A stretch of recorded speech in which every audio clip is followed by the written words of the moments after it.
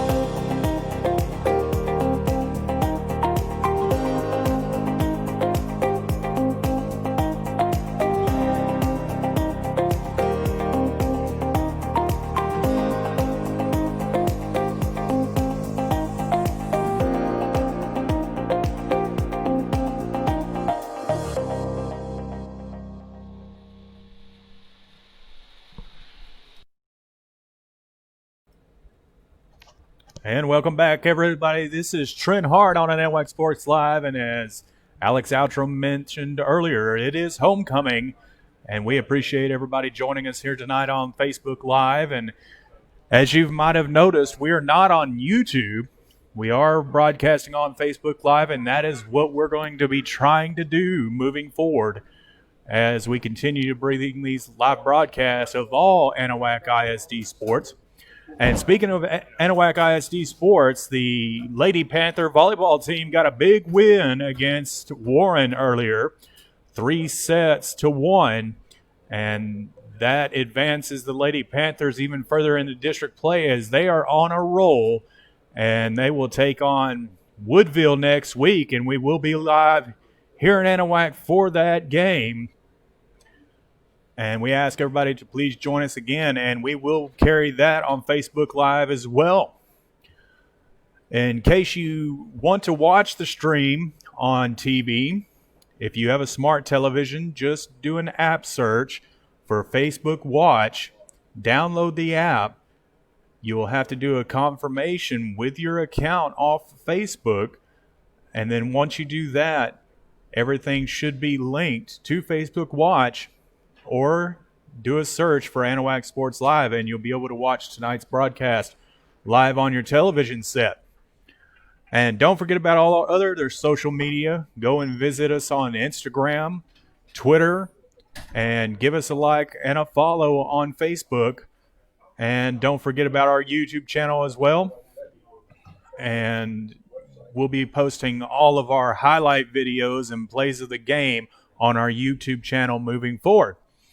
But again, thanks for joining us tonight, and we're going to cut down to the field where Alex Outram is joined by Anahuac Panthers head coach Greg Neese.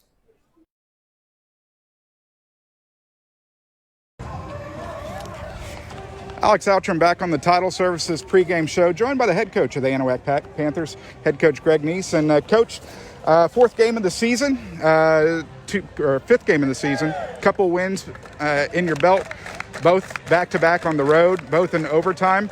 Team's showing a little bit of grit the last couple of weeks. Absolutely. Starting 0-2 was never a good feeling. Even that first game, it was relatively close. 22-12. We had a chance right there at the end to catch a touchdown and make it 22-20 and, keep trying to go for the onside kick. But then we played the state champion Panthers, and they took it to us pretty good. And then over at Bridge City, we just kept fighting, and we actually had a lead going into the last 4 minutes of the game, up 21-7. So we did everything we could to try to lose it. And they tied it up on us with about 40 seconds left and took us into overtime.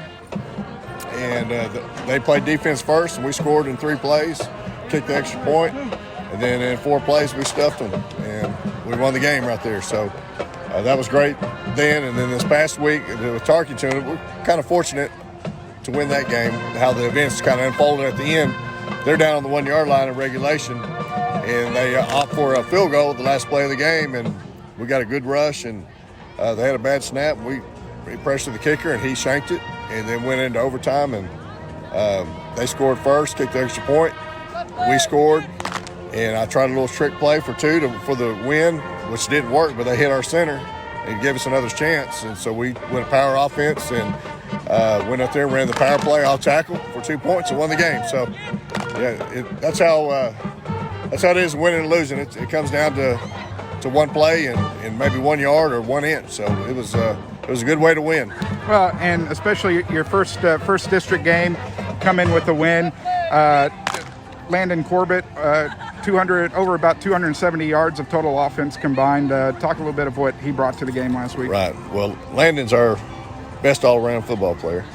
And he's not even scratched the surface of how good he can be, really. But he's a competitor. He's a winner.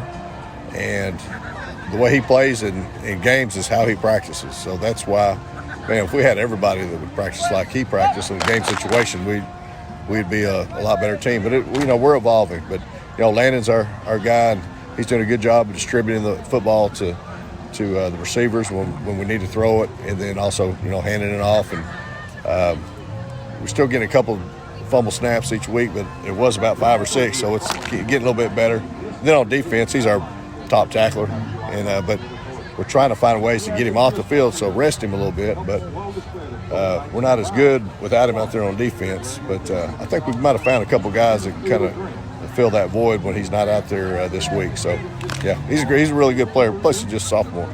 Yeah. Looking at the film last week, what were some of the things you liked, and what were some of the things that you could have improved on? Well, the game was real frustrating at times for us. So there's a lot of things during the game we didn't like.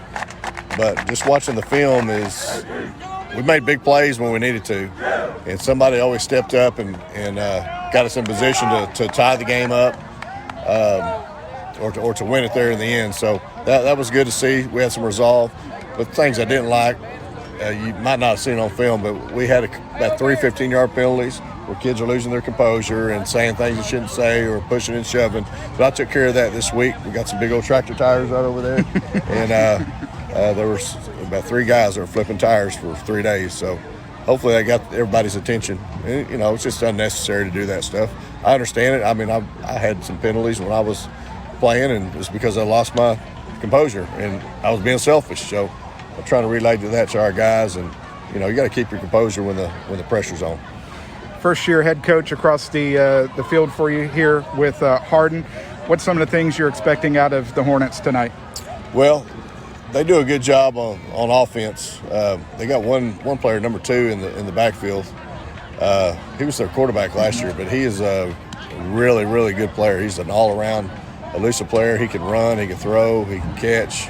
He's he's a really, really good player. Wish we could clone him and have one move into Anahuac. I'll tell you that. I'll say that about him. But I'll say this about Coach. I think his son was a 7th grade quarterback last night. He looked like he's about 6 foot tall and could sling it.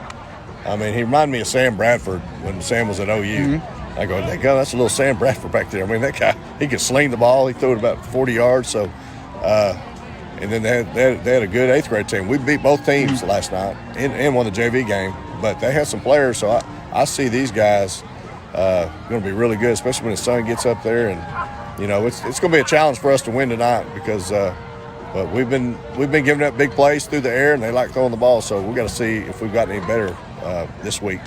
But they're a fine coach team, and anytime there's a new head coach, first year, there's always excitement, and we're going to get things changed, and you're the team to do it, and so. This is a game they think they can win. So when you're talking about district, and everybody talks about playoffs, so they definitely want to win here, and this is a game we need to win. So, just talking about winning tonight, keys to victory. Keys to victory. We got to do a better job rushing the football, and we have so many players on our offense that didn't play football last year that are good players, but we're not doing as much. I can't do as much as I'd like to as far as formations and calling, different plays. And so we're really kind of honed in on a few plays and some few formations that our kids will feel comfortable with, and they're not out there looking around. Not that we won't forget stuff, but we need to execute on offense. We're going to try to keep it simple. We're going to run the ball, and then we're going to do a lot of play action boots try to get Corbett out on the edge and hopefully hitting the back out in the flats, maybe hitting a flag route when they get behind the DB. So I'm looking at that on offense. If we can do that, continue moving the football, and I feel good about us. And then on defense, we got to keep containing with our defensive ends. Both those guys are young, and we got to get them out. We worked on getting them out wider and coming in at a sharper angle and try to keep everything inside, funneling anything inside. Now we've been known to give up contain all year long, so if we can get better at that, move the football on offense, I feel pretty good about tonight. Coach, appreciate your time before the game, and best of luck in tonight's contest. All right, thanks, sir. Appreciate it. Head coach Greg Neese of the Anahuac Panthers as we continue the Title Services pregame show along the Anahuac Sports Network. Trent Hart back up here in the booth, and we appreciate Alex going down on the field and getting that interview from head coach Greg Neese. But we're back up here in the booth now as the Anahuac Panthers just came out on the field, and Hardin's getting ready to do the same. Alex, what final thoughts do you have before we get into this homecoming game here in Anahuac?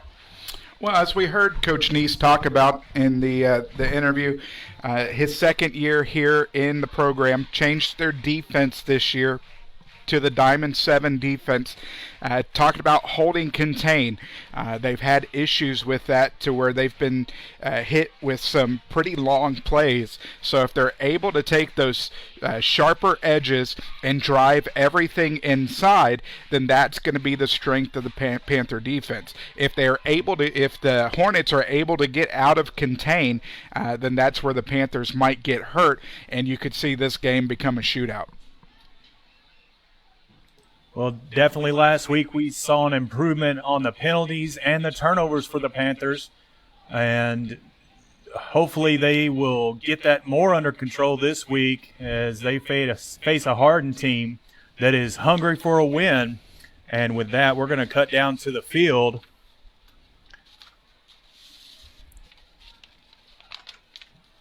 And I'm sure that Coach Greg Neese worked on the special teams and stressed to the players that the key to victory in every game is less penalties. Wouldn't you say, Alex? Absolutely. I mean, any football game that you have, the percentage of the chance of winning goes down every turnover that you have. And obviously, on the flip side, goes up whenever you're able to create those. So, by eliminating those and trying to get takeaways, you enhance your chances of winning.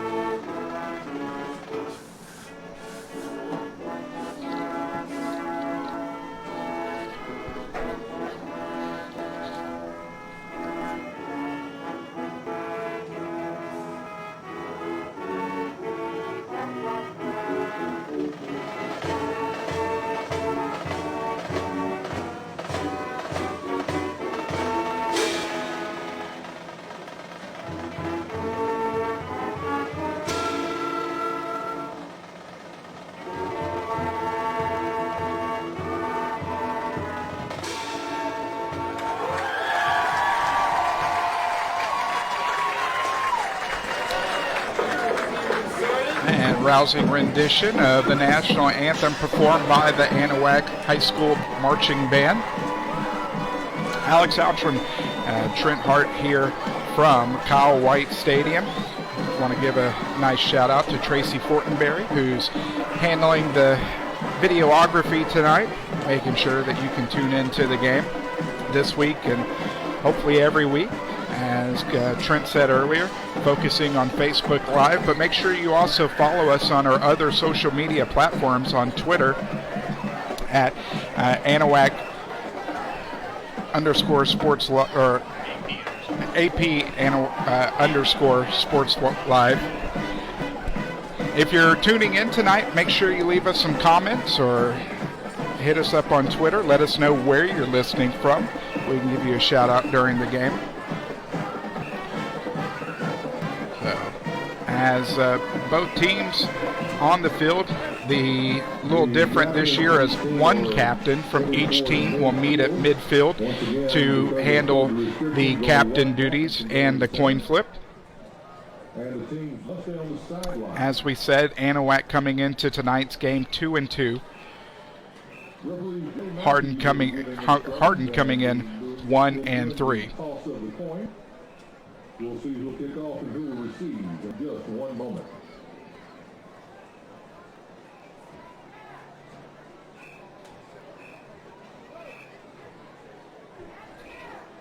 So Anahuac has won the toss, and they have deferred to the second half, so they will receive the kickoff in the second half, and the Hardin Hornets will set up shop first for offense, as they will put the Panthers' defense on the field first. So as we get set for the opening kickoff in tonight's ball game,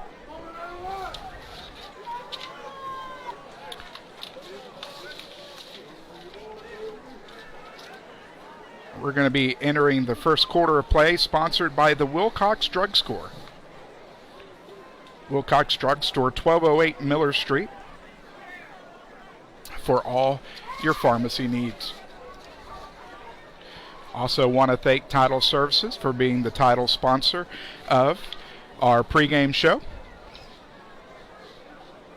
As the Hornets and the Panthers special teams take the field, we get set for kickoff tonight between the Hornets and the Panthers 2020 homecoming for Anahuac.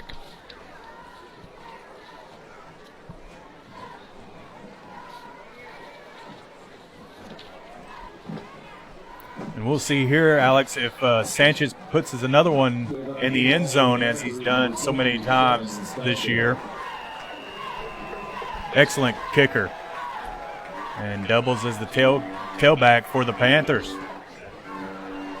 Side winding kick is going to be bobbled at the 10, picked up across the 15, moving to the near side across the 25. Will get wrangled by a host of Panther defenders as the Hornets will set up their first drive of the ballgame at the 30-yard line. For the Hornets tonight, starting quarterback is junior Caden Elmore. Running back is senior Austin Poditz. 3 wide they'll go. Carson Williams, the sophomore, Logan Parker, the junior, and Cole Bowen, the senior. They'll also run out a tight end. Colby Barrett will get to the beef up front. 2 near, I formation. Handoff is going to be to the back, as that is going to be Anthony Yo. Straight up the gut for the first pickup. That's going to be 5 yards. We'll bring up 2nd down and 5. As for the offensive line of the Hornets, Matthew Hughes, the junior right guard, Paul Thonsgaard, the senior right tackle, Shane Holst, the junior, Joshua Hessler, and A.J. Scott. So out of the gun, 4 wide, sends a man in motion. Rolling left, looking left, is going to have his man, it's Poditz, as he's going to pick up 10, make it 9 on the play, and that'll be enough to move the chains for a first down.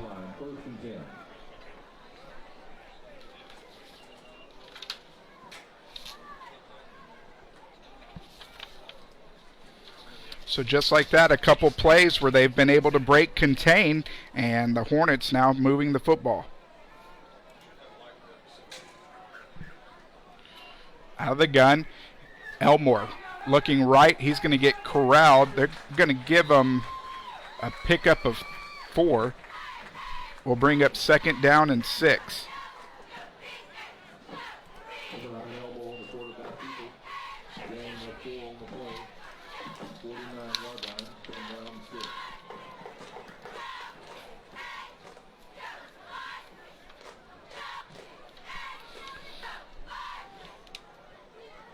So the Panthers in their Diamond 7 defense, 7 in the box, 4 back.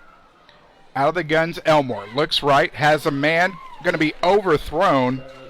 The intended receiver was Logan Parker.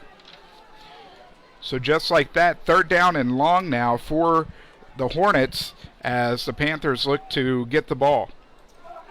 And if last night was any indication, Alex, this Hornets team's going to pass a lot, as we saw it a lot in the 7th and 8th grade game, and the JV up in Hardin saw the same thing. First-year head coach for the Hardin Hornets, Ned Barrier. I formation as Poditz will dot the I. He's going to get the handoff, and he's not going to get anywhere. In fact, he's going to lose a couple of yards. There is a flag on the play, so we'll have to see what it is. It's around the area of holding.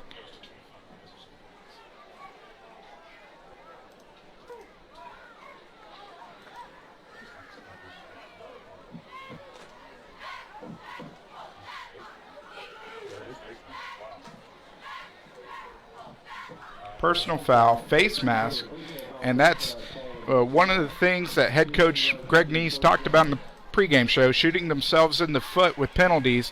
A 15-yard penalty will move the chains and will put the Hornets into Panther territory at the 39.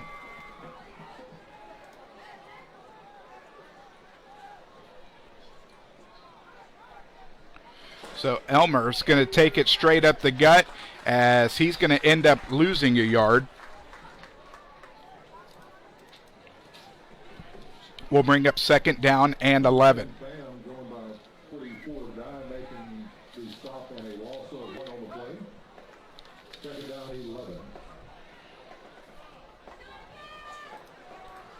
So 2 first downs here on this drive, 2nd down and 11.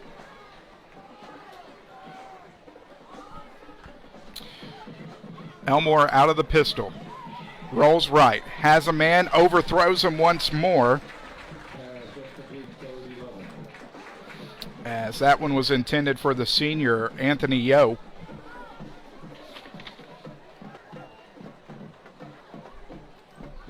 So Another third down and long situation for the Hornets. The Panthers need to stop them here and avoid any kind of mistakes they did on that last series. Hornets will go 4 wide. Elmore will be out of the gun. Panthers stacking the box, trying to get some pressure, under pressure. Has a man, as that's going to go off the fingertips of the junior Logan Parker as the defense has held and will create 4th down. Much better coverage there by the Panthers defense that time, as the intended target had a little bit of room, but there was a man and he heard the footsteps coming. So the punter for the Hornets, as we have movement.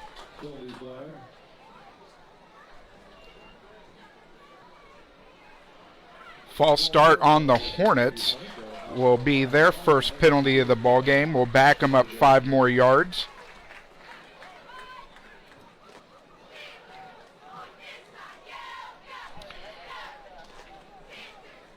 Trying to get a number on the punter. It looks like it's actually the quarterback, Elmore.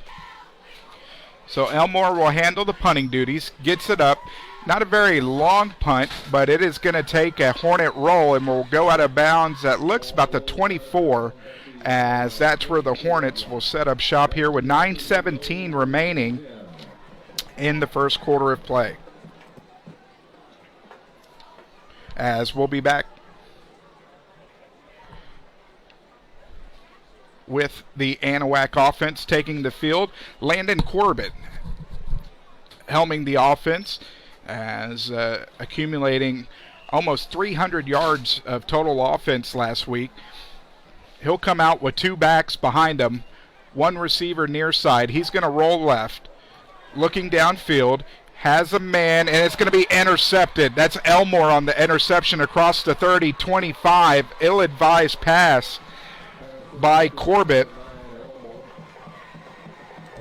Unfortunately, he was just trying to force that ball in there, and if he would have tucked it and run, Alex, I think he'd have had room enough to get the first down. Yeah, Corbett had some open real estate in front of him, but the pass was no good, and just like that, that sets the Hornets up in very good territory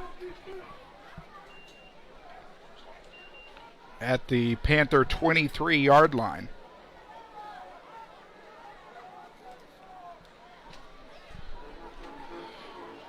Major shift, out of the gun, offset to his left. He's got 4 receivers left side. Elmore trying to find somewhere to go. Nice job on the edges there by the Panthers, as getting up off the pile. 8 and 33 as Luke Foster and Logan De Hoyos both in on the stop, as a loss of 1 for Elmore. You know, the Panther defense was not fooled by that major shift at all, Alex, and they got to the quarterback real quick and threw all those blockers that they put over there. Out of the pistol, Elmore with Poditz behind him.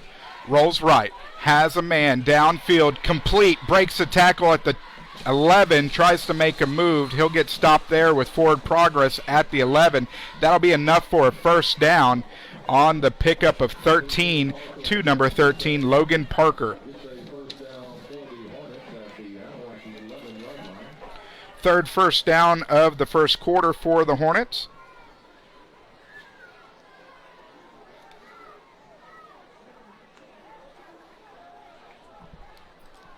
As coming back to the line out of the I formation, it's Yo behind Elmore. Elmore's going to take it and try to get pushed. They got the beef trying to push him forward. Number 9, Elmore on the quarterback keeper. Makes his way to the 5-yard line. So that's going to be a pickup of 5. We'll bring up second down and goal. I'm sorry, that was a pickup of 6, and we'll bring up second down and 4.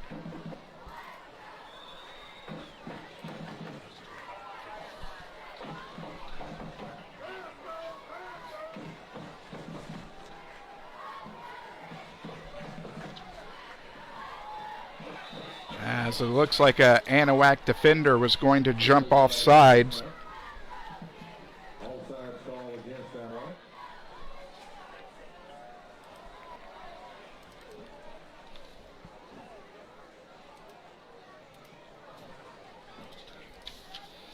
That'll be half the distance to the goal. We'll move it up just past the 2. Jumbo formation in for the Hornets. One back is Yo. He's going to get the ball. They're going to try to push him forward, but he's not going to get there.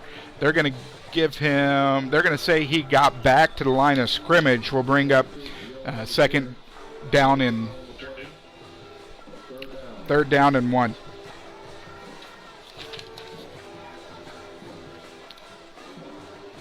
So 3rd down and 1 on the 2.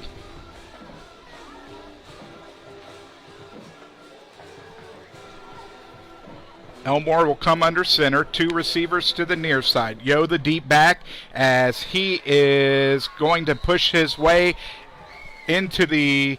Nope. He's going to be short, but he does pick up the first down. So 1st down and goal, inches from the goal line. 3rd rush for 6 yards for Yo, as the Hornets will hurry it up. Defense needs to get set. This could very easily be a quarterback sneak. And into the end zone goes Elmore for the touchdown.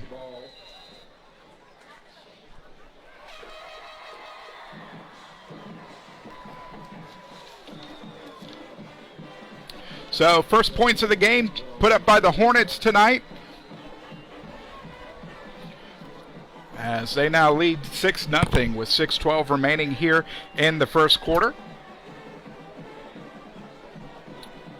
Pending the point after, as Poditz is going to attempt the PAT.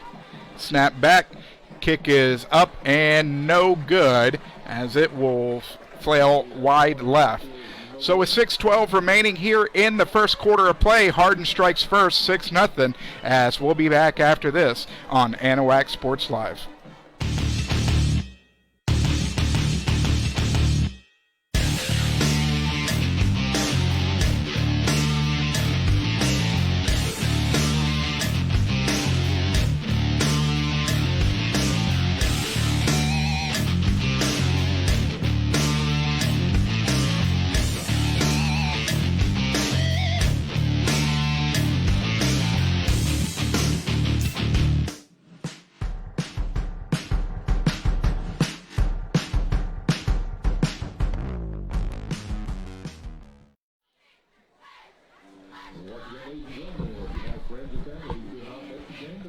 Alex Outram, Trent Hart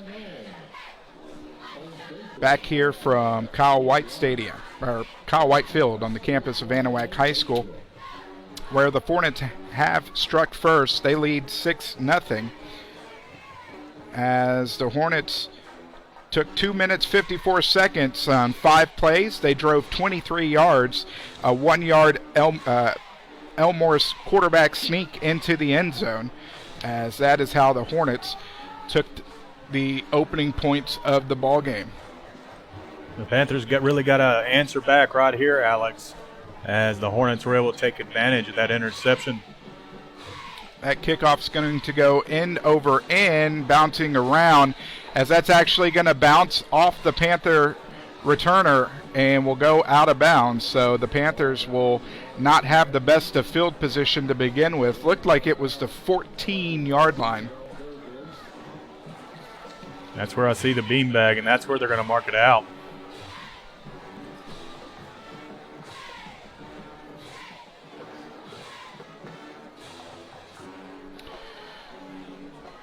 So just about halfway through this first quarter, the Panthers have only had 1 play of offense. That was a Landon Corbett interception.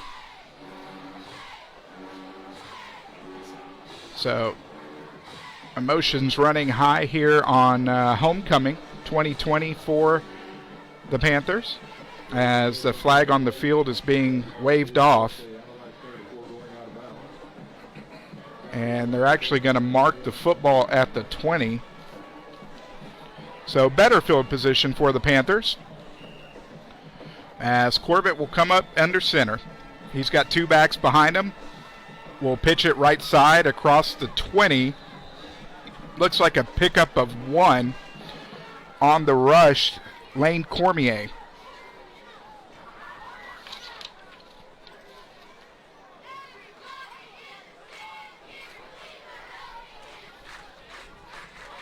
Second down and 9. As Corbett will come back under center. 2 wide to the near side. Anahuac moving right to left. Will hand it off. Off tackles Cormier. He's got room across the 25-30, 35-40 as he will get taken down at they'll mark it at the 45-yard line. Great blocks up there up front for Cormier as he got that first down and plus some. 24-yard rush for Cormier. First down of the evening for the Panthers. And just like that, Cormier gets the ball back. Off tackle left side again. I'm sorry, that was Sanchez. 21 and 27. So 21 Sanchez on the carry. And he'll pick up 3. Second down and 7. 2 wide, 1 to each side, 2 backs. That's going to go to Sanchez straight up the gut. He's going to get into Hornet territory.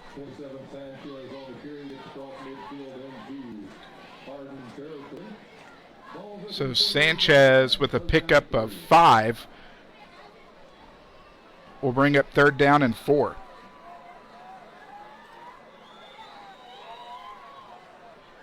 I'm sorry, that was a pickup of 3. Handoff left tackle, fighting his way forward, and he's going to get enough for the first down. Pickup of 4 for Cormier will move the chains once more.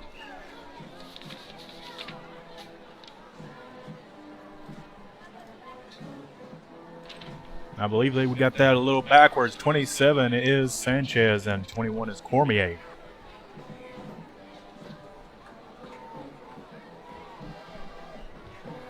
Sanchez sets back, looking to throw some trickeration. Complete! Touchdown, Panthers. Zion Clark from Sanchez on trickeration, 44 yards. And we're probably going to have a flag for celebration.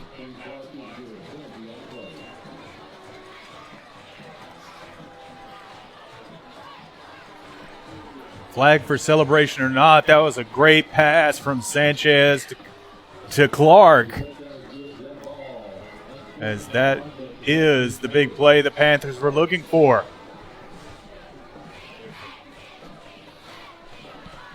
So those tricky Panthers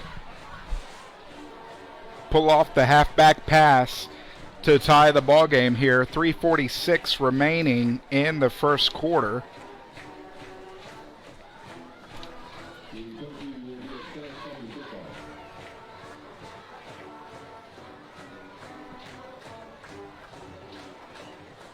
Sanchez looking to tack on the PAT.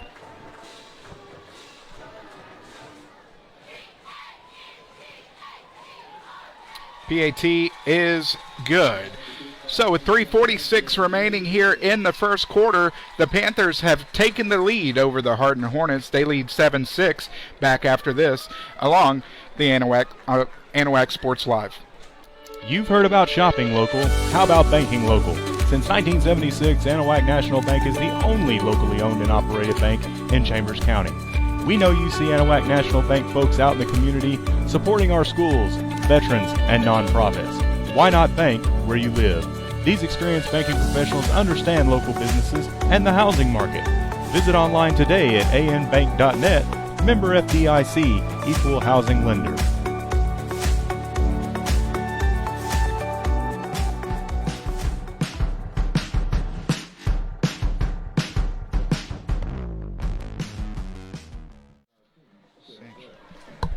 Alex Outram, Trent Hart back here from Anahuac High School, Kyle Whitefield, as the Panthers have taken the lead.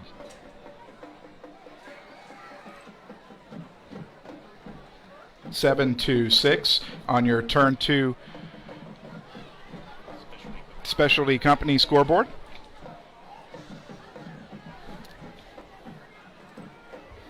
Six plays, 2 minutes and 22 seconds off the clock. It was a 44-yard halfback pass from Kristen Sanchez to Zion Clark.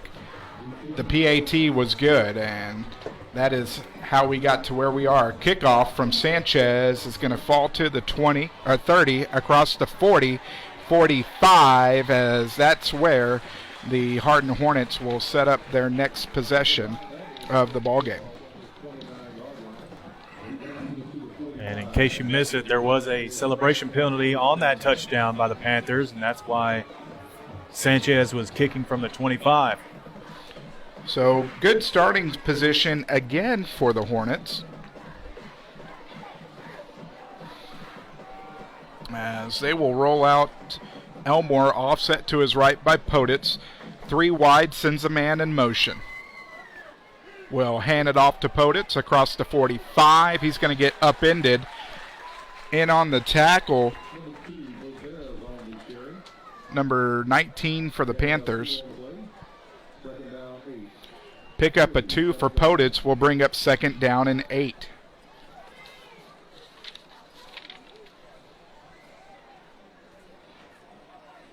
His second carry, he's got 1 yard. Anahuac defense trying to settle in. Pistol formation. Elmore with Poditz behind him, 2 wide. Looking to throw. Has a man on a slant. As that is complete. That'll be taken to the 45. A 6-yard pass and catch. Will move the chains. Logan Parker on the reception. The Hornets are going to take advantage of those quick slants all night. So the Panther defense is going to have to adjust for that. Elmore will go out of the gun. 3 wide to the near side, 1 to the left. Elmore rolling left across the 45. He's going to get tackled from behind. He'll get pushed forward for a pickup of 2 yards.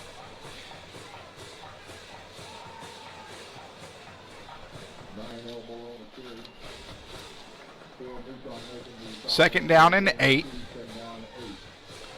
Into Panther territory the Hornets go. We'll take under 2 minutes remaining here in the first quarter of play.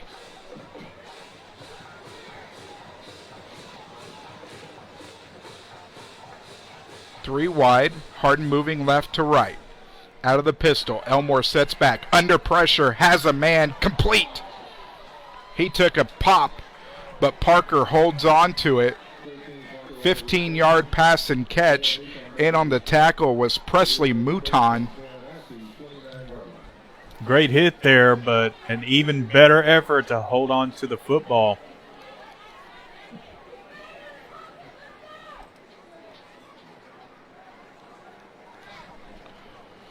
So first down and 10 from the Panther 29. Panther defense looking to stand strong. Elmore will come under center. Poditz the deep back. He gets the pitch straight up the gut as he will be taken down again. That's Mouton. Presley Mouton with back-to-back tackles out of his linebacker position. The sophomore.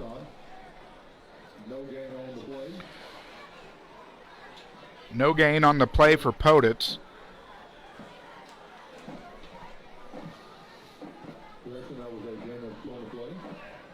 We'll tick under 50 seconds remaining here in the first quarter. Again, sponsored by Wilcox Drugstore. Want to thank them for their sponsorship. Sends a man in motion. Elmore rolling left. Has a man caught as he's going to be taken and tackled at the 24. That'll be a pickup of 6. Check that. That'll be a pickup of 5. We'll bring up 3rd down and 5.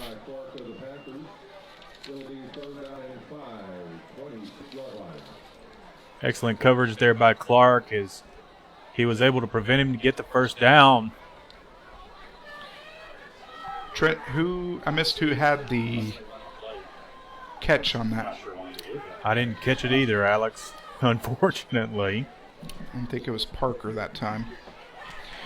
3rd down and 5, rolling rights Elmore. He's going to the end zone. Jump ball is intercepted at the goal line across the 10, 15, 20, and taken down at the 21-yard line.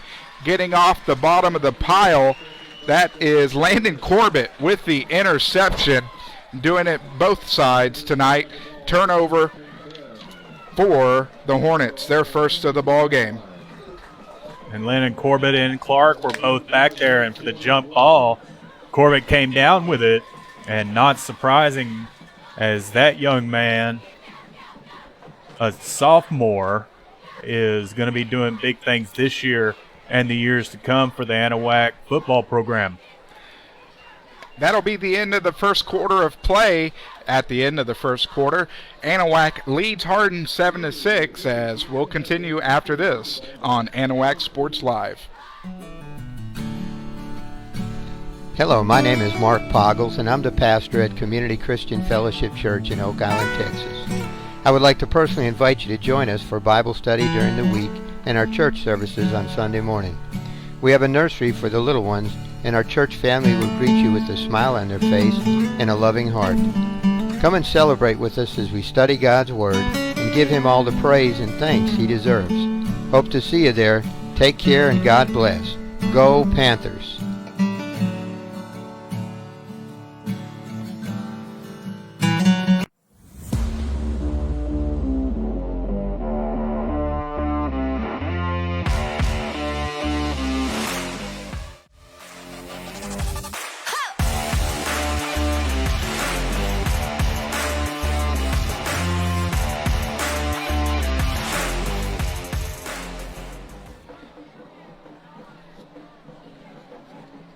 Alex Outram, Trent Hart, Terry Fortenberry back from Kyle Whitefield here on the campus of Anahuac High School, where we begin the second quarter of play as the Panthers have the football at their own 22-yard line, moving left to right. Corbett going downfield, has his man jump ball brought down. On Excellent the catch. Zion Clark. And 9 times out of 10 on those jump balls, Clark is going to come down with it as they hurry back to the line again. 25-yard pass and catch as the handoff is coming across the 50, 45, 40. He's going to get pushed forward. He's going to pick up 15. Number 32 on the carry. Unfortunately, we don't have his number, or his name. So out of the gun is Corbett. Under center, fakes the handoff, rolls right, is across the 35-30. He's going to get dragged down by the jersey. He'll get to the 29.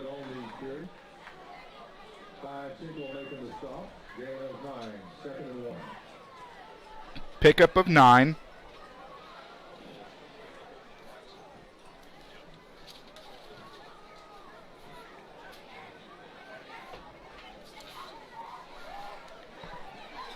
Handoff left side is going to pick up 3 and a first down.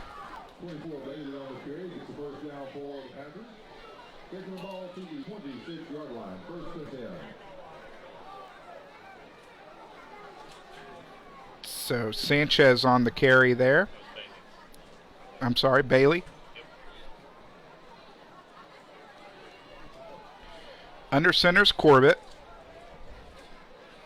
2 backs. We'll hand it off to Cormier. Cormier straight up the gut. He'll pick up 3.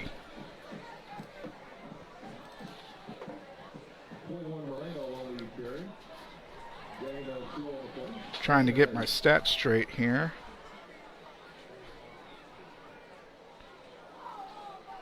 There we go. All right, second down and 7 from the 24. One receiver near side, that's Clark. Corbett under center, sends a man in motion. Across the 25-20, has some blocks that will fall forward to the 15.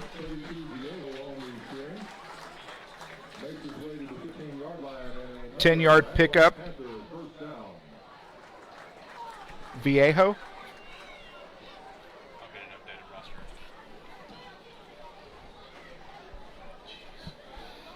First down and 10 from the Hornet 15 as the Panthers move into the red zone.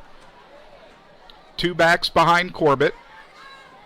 Will fake the pitch, hand off straight up the gut to Bailey. As they're going to give Bailey forward progress for 2. Second down and 8 from the 13.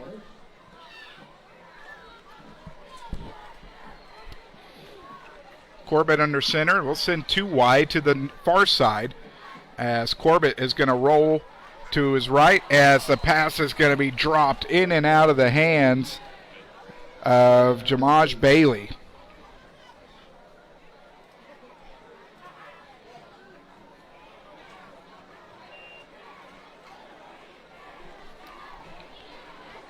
Had the right play call, just couldn't connect. 8:56 remaining here in the second quarter.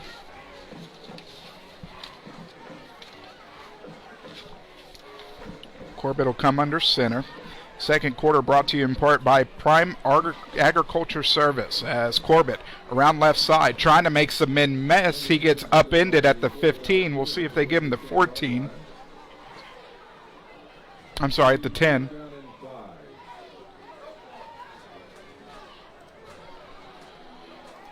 So fourth down from the 10. After the pickup of 3.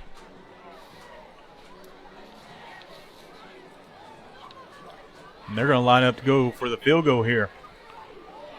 So Sanchez onto the field to attempt the field goal.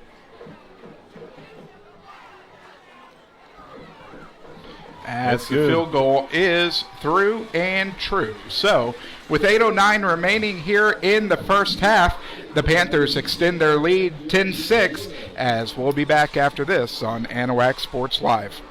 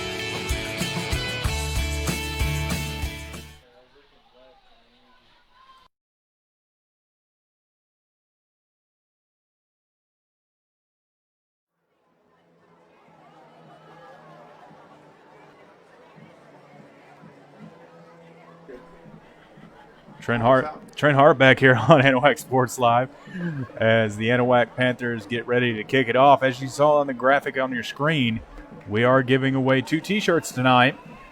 And the way you can enter to win is to go subscribe, like, follow on any of our pages. I'll turn Alex back on here. Kickoff is going to be taken across the 30. He'll fall forward to the 34, as that is where Hardin will set up shop here for their first possession of the second quarter.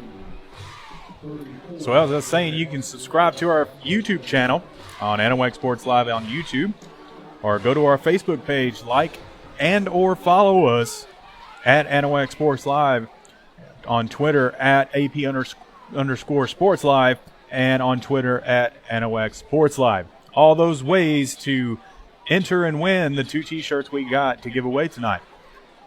Elmore out of the pistol, will roll to his right, looking downfield under pressure. Pass is going to be incomplete. That last drive for Anahuac, 7 plays, took 3 minutes 51 seconds off the clock. It was a 27-yard field goal from Sanchez that was good to extend Anahuac's lead 10-6. On your Turn 2 Specialty Company scoreboard. 2nd down and 10 after the incompletion, as Elmore has actually been pretty accurate tonight.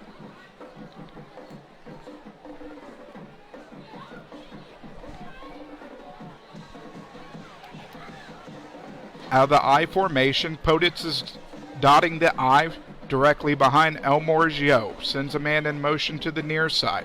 Hardin moving right to left. Pitch back to Poditz across the 35. Spin move. He's going to fall forward and fight his way forward to the 42. That's going to be a pickup of 7. We'll bring up 3rd down and 3. 4th carry of the ball game for Poditz. He's got 8 yards. Now we'll see if the Panther defense can hold here early on to try to flip the field and get some good field position for once for the Panther offense. We'll tick under 7.5 remaining here in the first half of play. Fantastic crowd here tonight turning out for the homecoming game. Bunch formation for the Hornets. Elmore will roll right. Has a man, is going to be under pressure and taken hit by non-fam to break up the pass that could have been completed. Nonetheless, the ball falls harmless to the turf, and that'll bring up 4th down. Outstanding 3-and-out drive shutout by the Panther defense.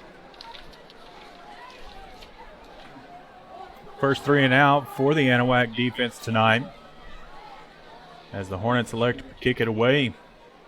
Elmore handling the punting. Another high punt is going to fall around the 33, take a Hornet bounce as they'll down it at the 30, as that is where the Panthers will set up for their second possession of the second quarter. I want to thank Prime Agriculture Service for their sponsorship here of the second quarter.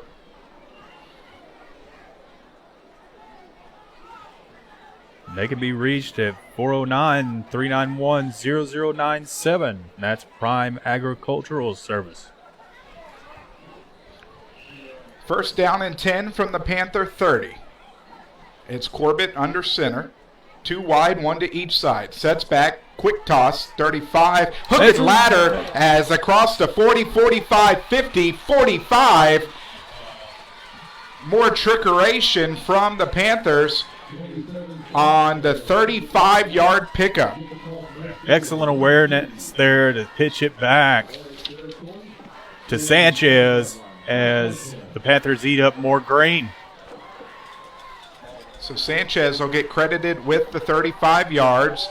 Right side, fighting his way forward is Cormier.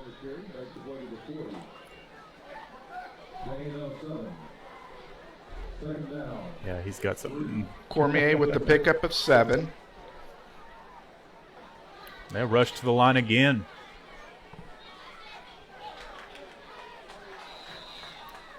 He got close. They didn't give it to him.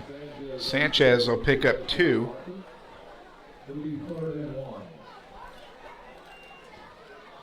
I need to do a better job of keeping up with our scoreboard, Alex.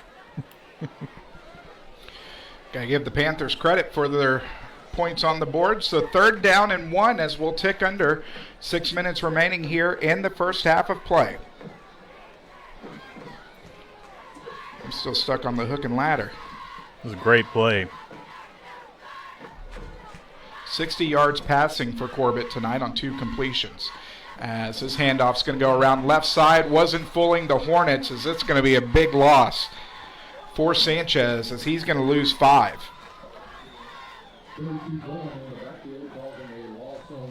I wouldn't be surprised if they go for it here. Kind of in no man's land here, especially in high school football. really between the 50 and the 35, you start really thinking about going for it. But it looks like the Panthers special teams are going to try to pin the Hornets back and try to flip the field.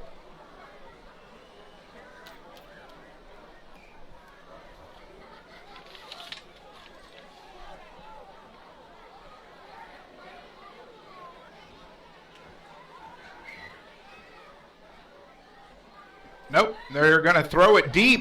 Has a man, it's Clark, right in the hands, and what an outstanding defensive play. Wow. In on.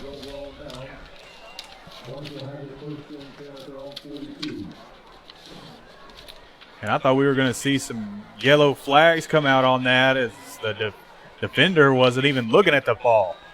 Ty Tinkle, the junior, was able to get it out of the breadbasket of Clark, so that'll be a turnover on downs. Second turnover of the ball game for the Panthers.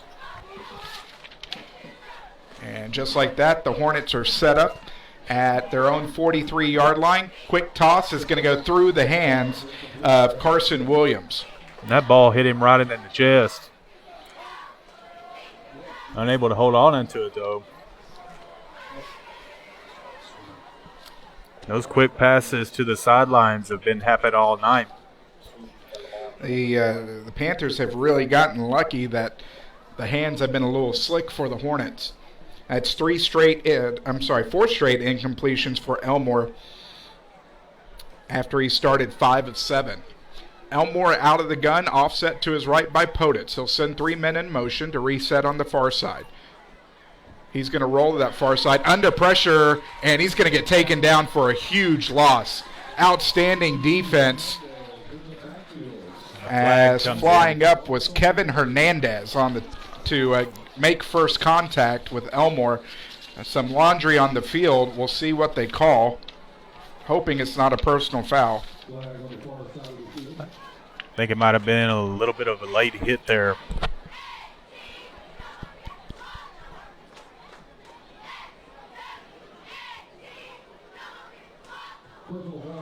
That was a face mask. So face mask, their second of the evening, is going to negate a huge loss for the Hornets and have the Hornets move into Panther territory. And that's those penalties that we were talking about at key plays for this Panther squad, and they just can't afford them game in and game out.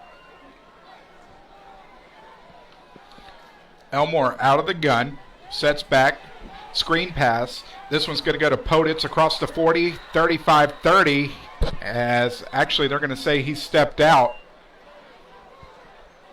They're going to mark him out at the 37. Luckily for the Panthers, because Poditz had a lot of green in front of him. A lot of green and pressed on the gas pedal. That kid had speed. 6-yard pass and reception from Elmore to Poditz. Timeout on the field. We'll take it with them. Back after this on Anahuac Sports Live.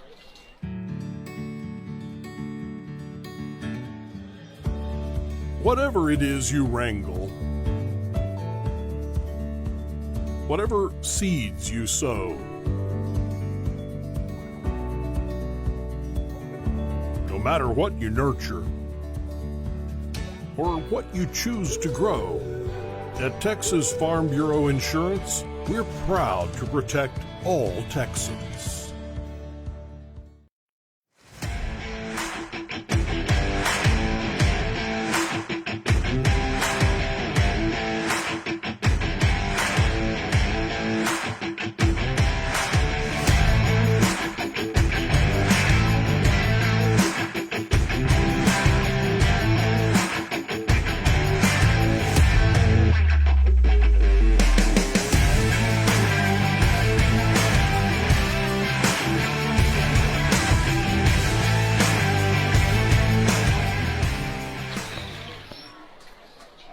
Alex Outram, Trent Hart Terry Fortenberry back here, Anahuac Sports Live at Anahuac High School, where the handoff is going to go straight up the gut as picking up one. That's going to go to Yo. We'll bring up third down. Want to thank Courtney Outram for tuning in to the game tonight. Appreciate the responses on the chat, even in those of you who may be lonely tonight. And want to remind everybody on the chat that we aren't a dating service. You can probably find another Facebook page for that if you dug hard enough. Actually, if you don't have to dig very hard at all. That's a different page in Facebook. Yeah, exactly. Maybe Sports Live on our page would have gave it away. I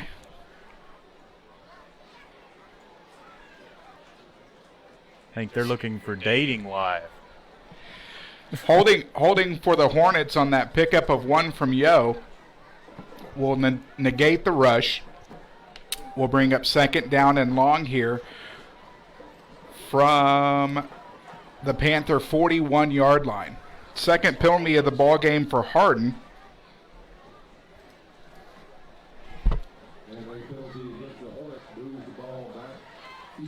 13. Second down and 13.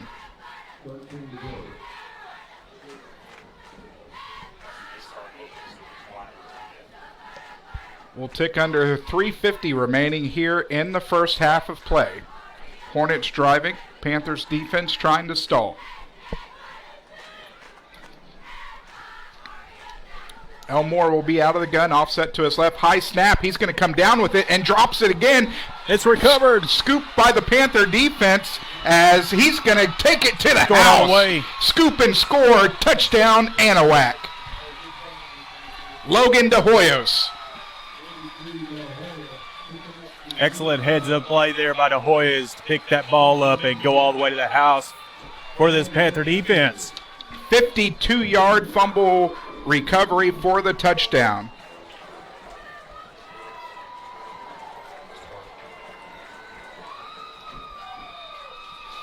As the Panthers will look to tack on the PAT.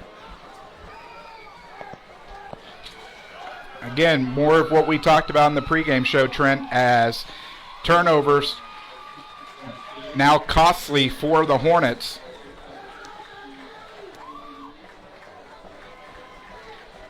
Sanchez looking to tack on the PAT. The kick is through and true. So with 3:30 remaining here in the second quarter, the Panthers extend their lead 17-6 over the Hornets. Back after this on Anahuac Sports Live. Looking for just the right bank? For a real community bank, locally owned and operated since 1976, come to Anahuac National Bank. Offering services from your first checking account to mobile and online banking to business and home loans. This is Texas banking at its best. Find us online at anbank.net. Anahuac National Bank, Chambers County's only locally owned and independently operated bank. Member FDIC, equal housing lender.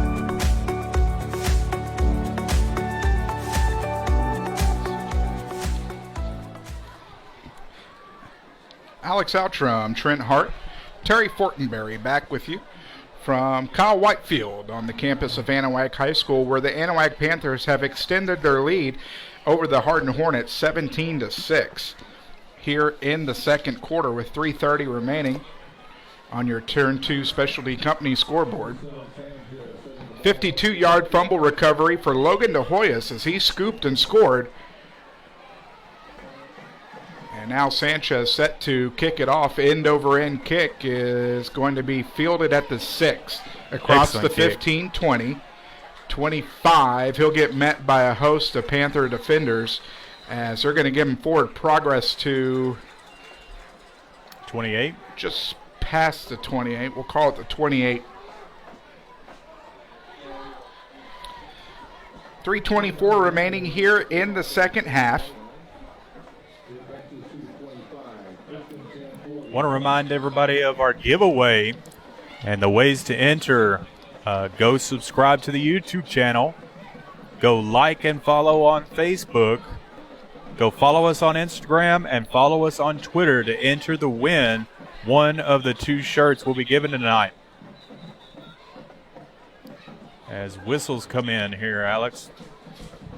Doesn't look like a flag.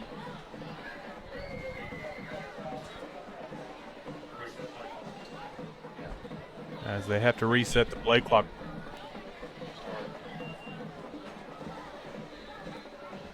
But another special giveaway, the person who shares our Facebook link the most tonight will get an Anahuac Panther cowbell donated by Anahuac Sports Live. And it'll have the AP logo right on it. So the person who shares our Facebook link the most to a group, your page, to anybody will win the cowbell. You always need more cowbell. Screen set up, and it's going to be snuffed out. It's going to go down as a loss. In on the tackle, Zion Clark having a fantastic game so far tonight. We'll just see how much was lost on the screen as the wide receiver screen went to Parker. There's a flag on the field, Alex.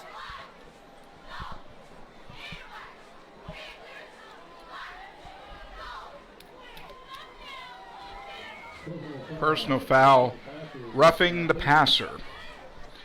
3rd personal foul of the ball game for the Panthers. 2 face masks and 1 roughing the passer so far has given the Hornets 45 free yards. Got to control those personal fouls. The Anahuac Panthers got to do it. 1st down and 10 from the 44. 4 wide for the Hornets, 2 to each side as they continue to move right to left on your screens. Elmore's out of the gun. He'll send a man in motion. Sets back, rolling left, as the pass is going to be deflected. Getting his paw up there was Caden Hampton, the junior defensive lineman, as taking a page out of J.J. Watt's book, getting his hand up there to make the passing lane a little bit more difficult.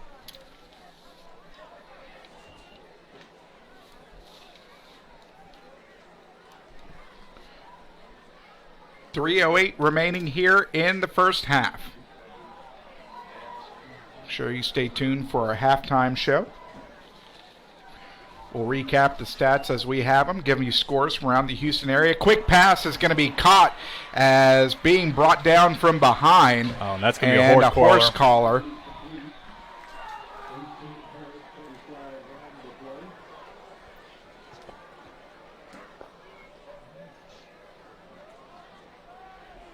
He was wide open in the middle of the field, too, and they're lucky that the safety was there to catch up with him.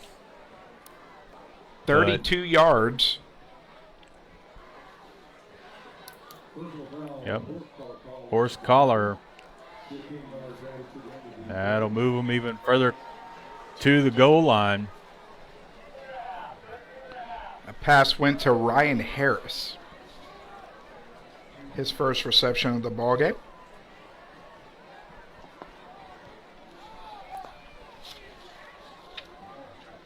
So 2 personal fouls on this drive. 4 flags on the Panthers for 60 yards. Now deep inside the red zone is the Hornets.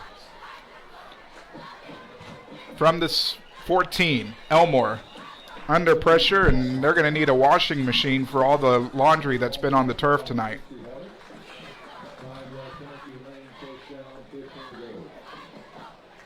Somebody call the Maytag man. I'm sure that's going to be on Coach Neese's mind as they go in the locker room at halftime. As they've given up way too many yards in this first half so far. 1st down and 15 now for the Hornets.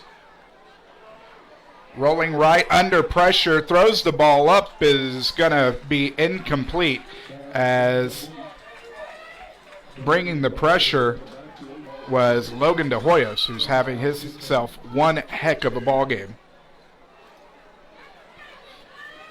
Third penalty of the ball game for the Hornets. They've got 20 yards after that false start. 2nd down and 15. It seems like the Panther front seven has been able to get pressure on that quarterback at will. And that was a good example of it right there, as that one sailed on him. Hornets have already had issues in their kicking game, so might be a little bit out of reach from where they're at right now.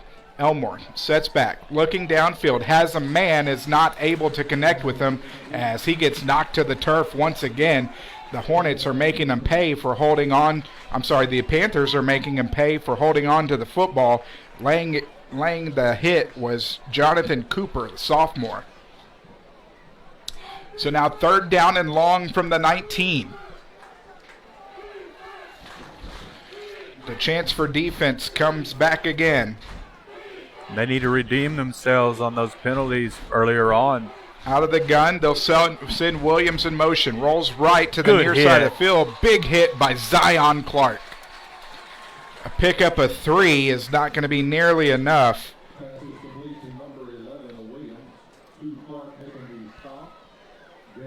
Second catch for Williams for 8 yards. Now we'll see what the Hornet offense and head coach Barrier decides to do. It appears at this moment that they're keeping their offense on the field. Clock is ticking. We'll click under 2 minutes remaining here after this play. After the missed PAT earlier, this does not surprise me one bit going forward here.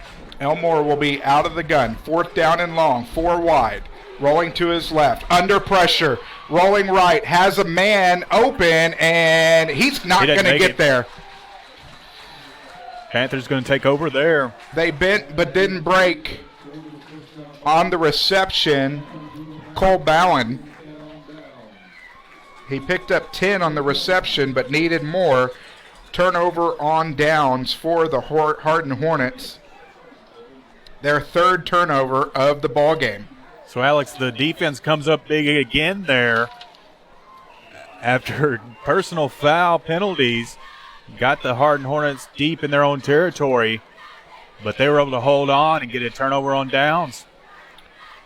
So from their own 7, Anahuac backed up. Corbett will be under center. 1 back. The handoff will go straight up the gut as falling forward. They'll give him the 18.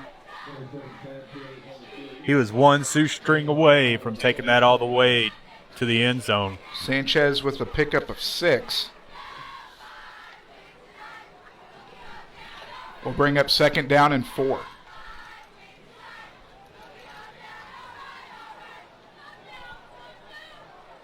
Two backs behind Corbett, 1 receiver near side. Pitch is going to go right side as breaking a couple tackles and picking up another 6 yards. Who got off the bottom of the pile? That's Cormier. His 4th carry for 19 yards and a 1st down for the Panthers. So we'll tick under 60 seconds remaining here in the first half. We'll see if Coach Neese is happy to take it to halftime. We just need to do another rush and take it to the half with the lead. Especially deep in their own territory. You don't want to do anything foolish right now, since the Hornets are getting the ball to begin the second half. Personally, I'd like to see them get a little bit more points, but I understand if they're going to play it safe, they're going to hand it off. Straight up the gut, it's Sanchez. Sanchez fighting his way forward. He's going to pick up 6.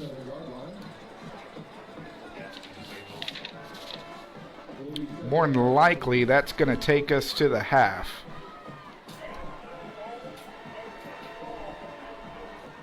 Looks like it. That is what we're going to do. So through 1 half of play, the Panthers lead the Hornets 17-6. We'll be back with the halftime show after this on Anahuac Sports Live.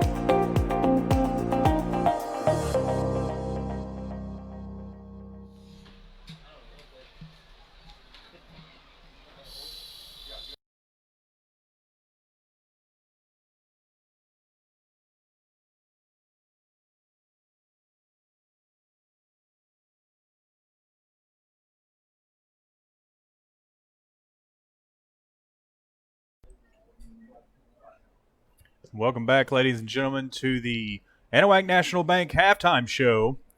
And as you see on your screen right now, about our giveaways, where we're giving away 2 school spirit shirts. Doesn't matter if you're from Hardin or if you're from Anahuac.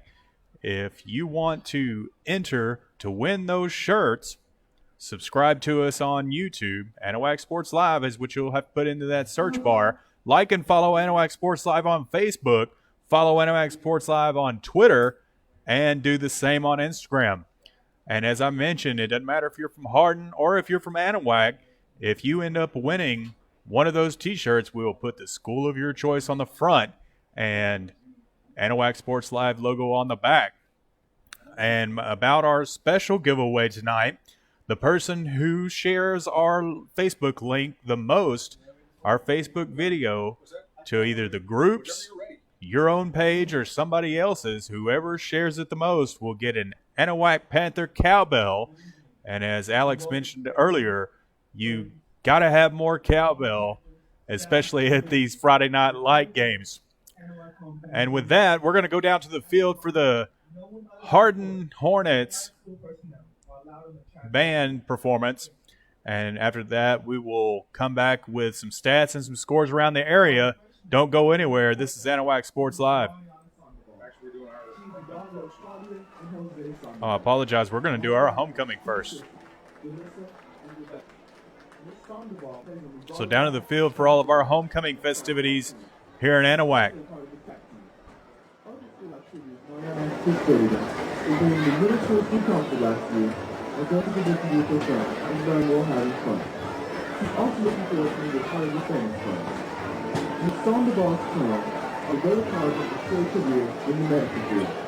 She also wants to play college basketball and travel the world. Her escort is freshman dude, Tristan Blair. He is the son of Christopher Blair and Ryan Cook. His brothers and sisters are Brayden, Canyon, Thomas, Cyan, Allen, and Jeffrey. He is a member of the Spanish Club and the Anahuac English fishing team. Mr. Blair plays in the JV football team and will be playing basketball, baseball, and running track this year. Tristan plans on going to college and playing football. He wants to become a high school football coach. Our sophomore Royal Court Texas is Kylie DJ. She's the daughter of Deanne and Tim DJ. Her brothers are Benson and Tam, and her sister is Tammy. Miss DJ is on the softball and track team. She's also a member of the Year Club. Kylie's future plans are to attend Stephen Austin University and pursue a career in nursing. Her escort is sophomore dude, Jamie Granger. He's the son of Jessica and Jamie Granger, Sr. Mr. Granger plays baseball and is on the Anahuac English fishing team. Jamie volunteers with community service whenever he can.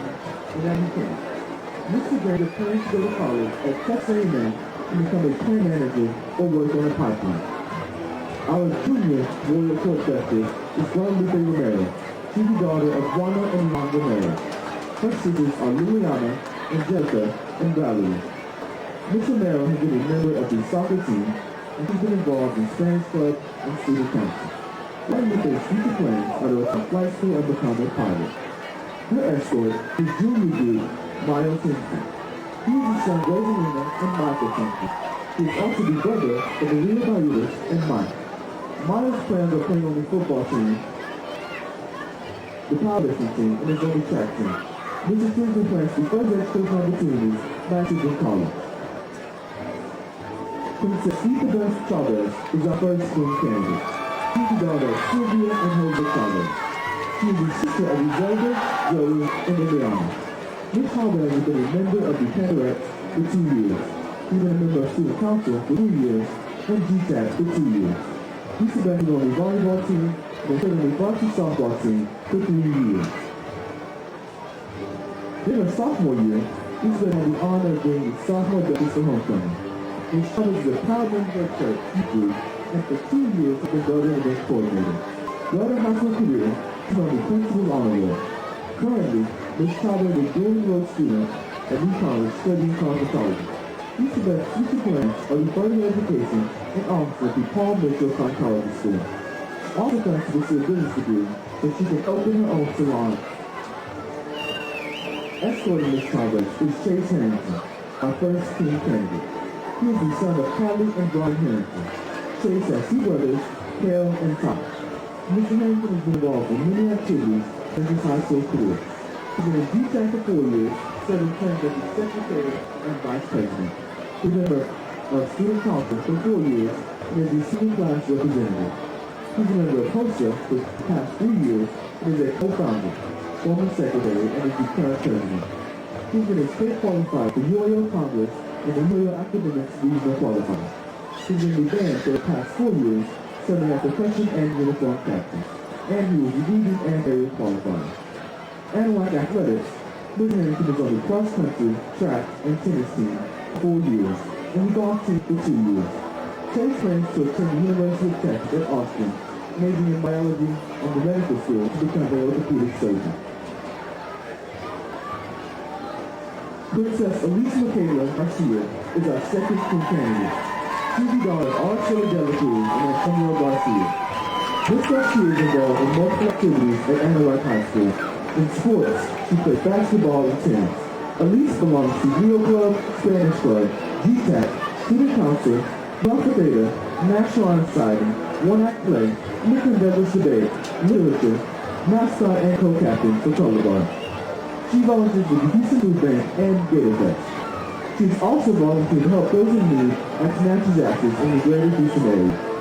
Ms. Garcia is currently enrolled at the Good Credit School and plans to transfer her credit to the University of Houston. She plans to major in human resources with a minor in construction management. She also plans to live in a small apartment in Houston and live in her best life. Escorting Ms. Garcia is senior team candidate Daniel Marino. He's the son of Jose and Alicia Marino.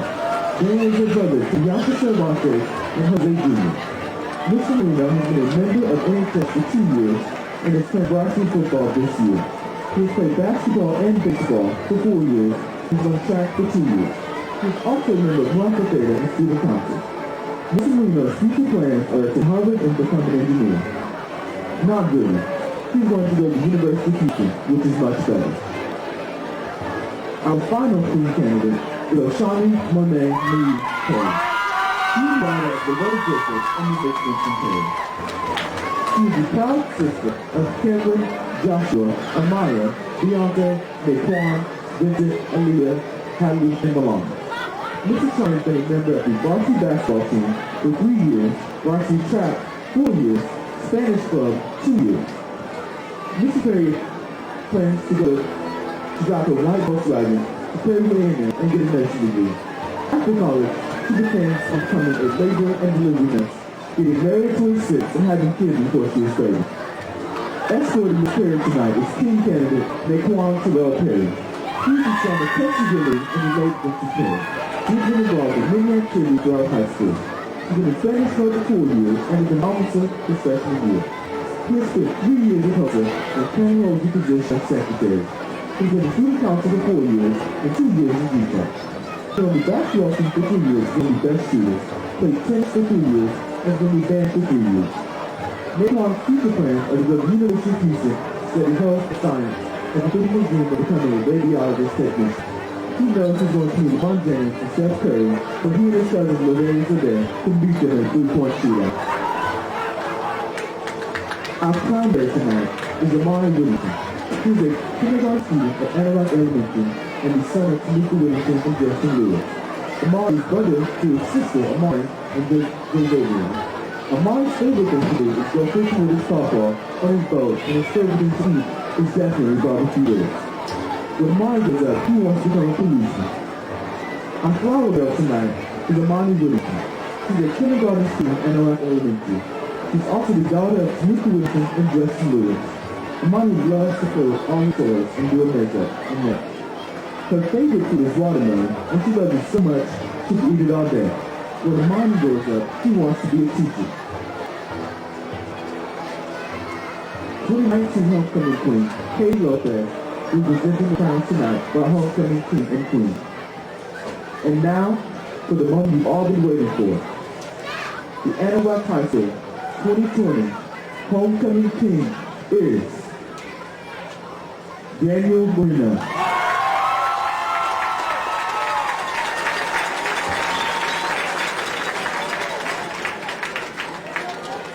And the 2020 homecoming queen is Elise Garcia. Congratulations.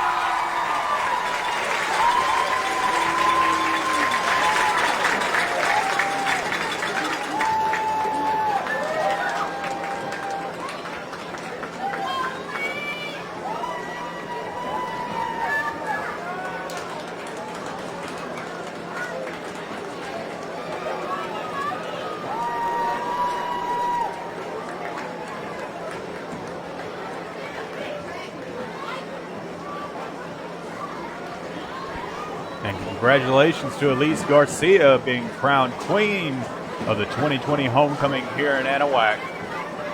As we continue the halftime show, brought to you by Anahuac National Bank, member FDIC, equal housing lender. Turn down the background a little bit. Want to remind everybody we are on Facebook Live tonight, as we are looking to stay on Facebook Live at this broadcast and every broadcast moving forward. So if some of you are looking for the stream on YouTube, redirect yourselves to Facebook and go to our page and you'll pick it up real quick, or do a search either on Google or on Facebook, Anahuac Sports Live, and you'll see the live stream come up automatically.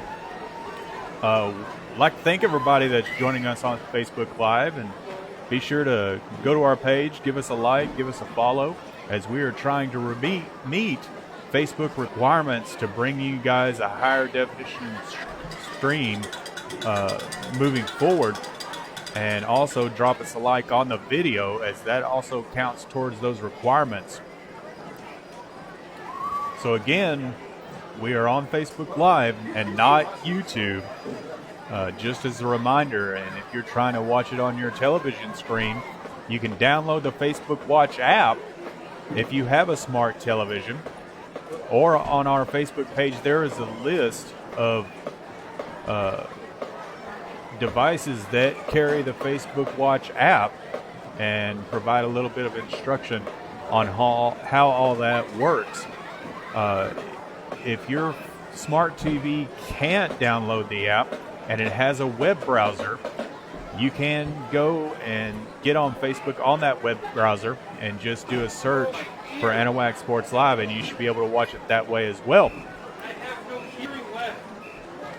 Great crowd here tonight for both sides, as we are at capacity at our limited numbers due to COVID-19, as the home stands have reached their 1,000-person capacity, and the visiting stands, I believe, have reached their 500 capacity. So if you got left out and locked out at the gate, be sure to tune in and tell those people that did get locked out to tune in to us right here on Facebook. So right now, we're going to turn it over to Alex, and he's going to give you some scores around the area and kind of recap what happened in that first half. Thanks, Trent. As looking at the first half of play, first off, in the first half, it was Hardin striking first, as a 1-yard quarterback sneak from quarterback Caleb Elmore gave the Hornets the lead 6-0. The PAT was no good, and that led to Anahuac's second drive of the ball game. That particular drive for the Hornets off of a Landon Corbett interception, so they didn't have to drive very far, 23 yards to get to pay dirt. On the following possession, Anahuac drove 6 plays in 2 minutes and 22 seconds, and some trickeration, as we have seen from head coach Greg Neese tonight. A 44-yard halfback pass from Christian Sanchez to Zion Clark put the Panthers on the board, as they took the lead after the PAT was good from Sanchez, 7-6. After Hardin threw an interception to Landon Corbett, they drove 20 yards on 7 plays took 3:51 off the clock, and a 27-yard field goal from Christian Sanchez was good, extended the lead 10-6. Punting back and forth, Hardin took over at their own 42-yard line, but a 52-yard scoop and score from Logan De Hoyos extended the Anahuac lead to 17-6, and that was the scoring in the first half. As here at the half, Anahuac leads Hardin 17-6. Looking over the first half stats, first for the visiting Hardin Hornets, leading rusher is Caleb Elmore, the quarterback. He's got 6 rushes for 13 yards. Austin Poditz, who was highly touted by head coach Greg Neese in the pregame show, he's got 4 carries for 8 yards, as Yo has 4 carries for 7 yards. Passing, 17 pass attempts for Elmore, 100 yards passing on the night, as we have the stats, as he is 12 of 20 for that 100 yards. He does have an interception to go along with that. He spread out the ball, as 2 receptions for Williams for 8 yards, Parker 3 receptions for 34. It's Bowen with a reception for 10. Poditz has 2 receptions for 16, and Harris with a reception for 32 yards, as that wraps up the offensive stats for the Hornets in the first half.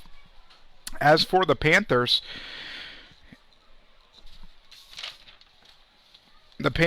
leading rusher is Sanchez, as Christian Sanchez, 8 rushes, 41 yards. Lane Cormier's got 4 rushes for 19 yards. Alex Viejo has a couple of rushes for 25 yards.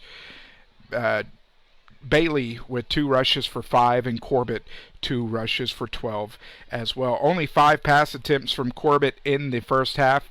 He is 2 of 5 with an interception. He's got 60 yards through the air. Of course, like we said earlier, Christian Sanchez with the halfback pass for the first touchdown of the ball game for the Panthers, 1 for 1 for 44 yards. Zion Clark has 2 receptions for 69 and a touchdown, and Christian Sanchez has his reception for 35 yards. Penalties, really just one of the negative spots for the Panthers, as they had 4 personal fouls in the first half for 60 yards. Looking around the Houston area, as we've gotten plenty of scoring updates now that 5A and 6A are back in action here as of last week. At the half, Lufkin leads Nederland 17-14. It's Bridge City on top of Hampshire Finette 14-7 in the second quarter. New Waverly on top of Warren 24-0 at the half. Dickinson on top of Ridgepoint 20-14 at the half. Last we had it, Dayton was leading Montgomery 7-3 in the second quarter. Hemphill on top of Kuntz 22-0 at the half. It is Temple on top of Magnolia West 21-13 at the half. Klein Kane all over Cy Creek 42-7 at the half. Other scores we have, it's Bridgeland on top of Shadow Creek 13-7. Conroe all over Kingwood 28-0 at the half, and Magnolia leading Brenham 21-10 at the half. Woodville is trailing Kirbyville 14-13 at the half. Trying to get some more scoring updates from around the district. Appears that is the Buna 22, Tarkington 7, also in district play. So the teams are getting set to come back out for the second half. We've got about 5 more minutes left here in halftime. We'll continue the Anahuac National Bank halftime show after this on Anahuac Sports Live.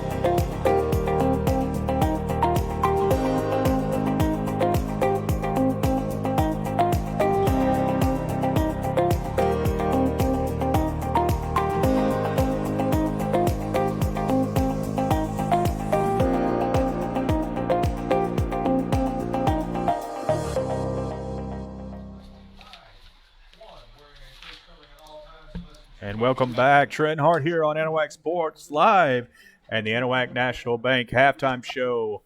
As you're looking on your screen, the giveaway for the 2 School Spirit shirts, graciously donated by We've Got You Covered. 4 ways to enter, folks.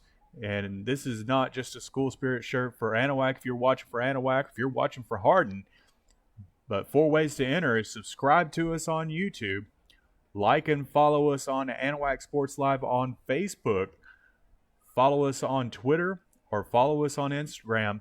And if you do those things 24 hours within this broadcast, you'll be entered to win one of those 2 School Spirit shirts, courtesy of We've Got You Covered. And also the special giveaway as the Anahuac Panthers come back on the field for the second half is a cowbell donated by Anahuac Sports Live. And what you can do to win that is the person that shares the video the most on Facebook will be entered, or actually the person who shares it the most will win that cowbell. And so be sure to share it to whatever groups you're involved in. Share it on your personal page, or if you've got business pages or whatever the case may be, share it as much as possible, and the person that shares it the most will get that cowbell. As we go back live on the field, both teams are making it out. And want to remind everybody that we are on Facebook Live and not YouTube, as we've normally done in the past streams, and we're going to try and stick to Facebook moving forward, but we do got some criteria that we have to meet. And if you would, please drop us a like on this video, like and follow us on Facebook as we try to meet that criteria to bring a higher definition stream for future events.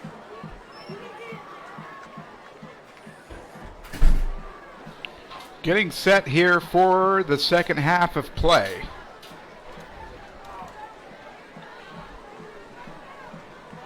The Panthers leading the Hornets 17-6.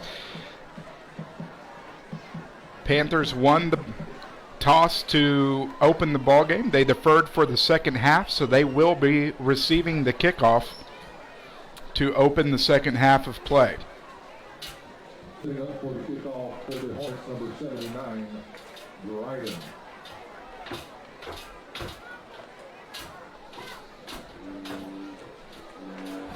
So, Hardin teeing the football off.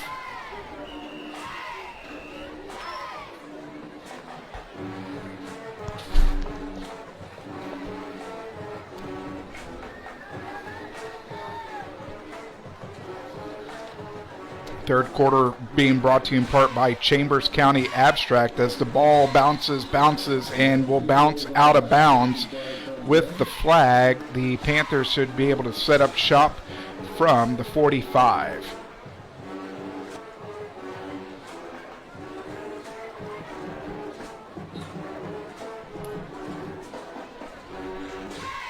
So excellent field position for the Panthers as the legal procedure on the kickoff. The ball rolls out of bounds. With the ball going out of bounds, if they false start call, the Panthers have elected to take the 5-yard penalty. Well, they called a false start. I didn't see that.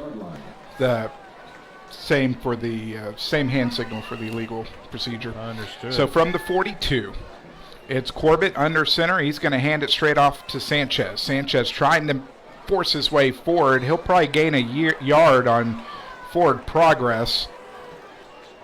27 Sanchez on the carry, gain of 1 on the play. I don't think they even gave him a yard on that. Correction on that, no gain on the play. Second down. No gain on the play.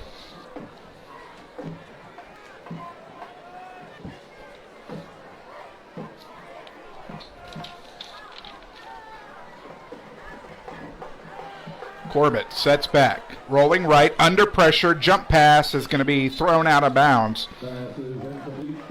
Much safer that time.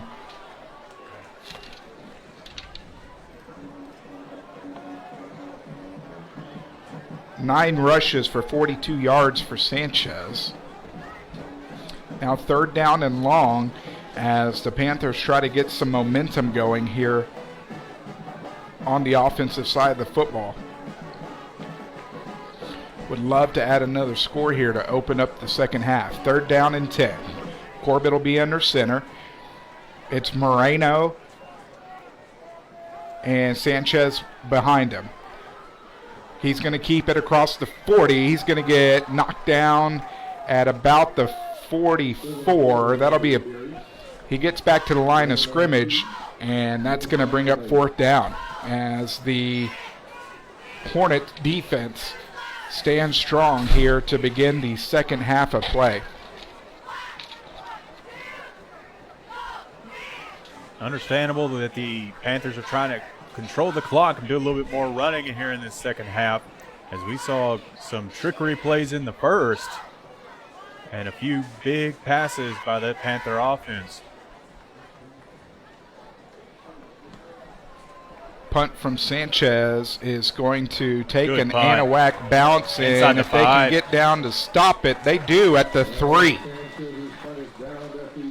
I tell you what, Sanchez has been a punt machine for this Panther team all season long. That is probably his 3rd inside the 5 this year. So Sanchez doing all sorts of duty for this Panther football team. He's punted. He threw a touchdown tonight, handled some rushing duties, and now has pinned the Hornets deep in their own territory. If they can continue to get pressure, the Hornet defense might be able to add more points to the scoreboard. So 2 wide, 1 to each side, jumbo formation in for the Hornets. As that ball is going nowhere, they're going to give him back to the line. Nope, they're going to give him a pickup of 1. Gain of 1 for the Hornets, 2nd down 9.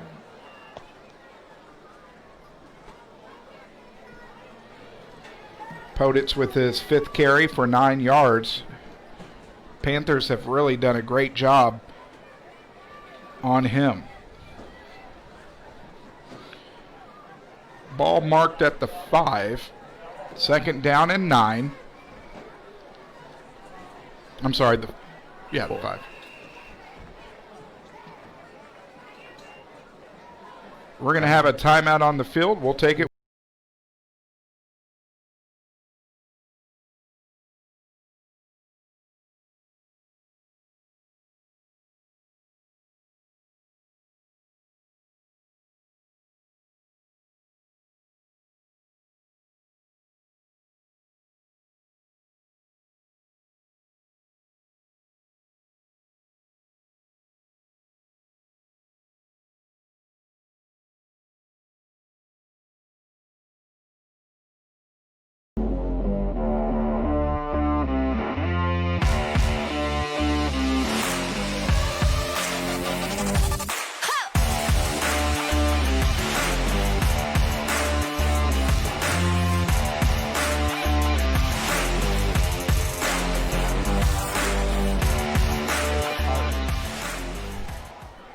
Alex Outram, Trent Hart, Terry Fortenberry back here from Kyle White Field on the campus of Anahuac High School, going long and caught after the tip. 40 off to the races. 50, tripped up from behind. What a catch. Excellent concentration there to keep his eye on the ball. Logan Parker on the reception.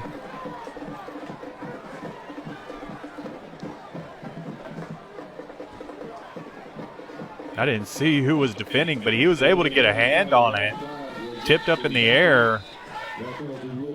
And an excellent catch there.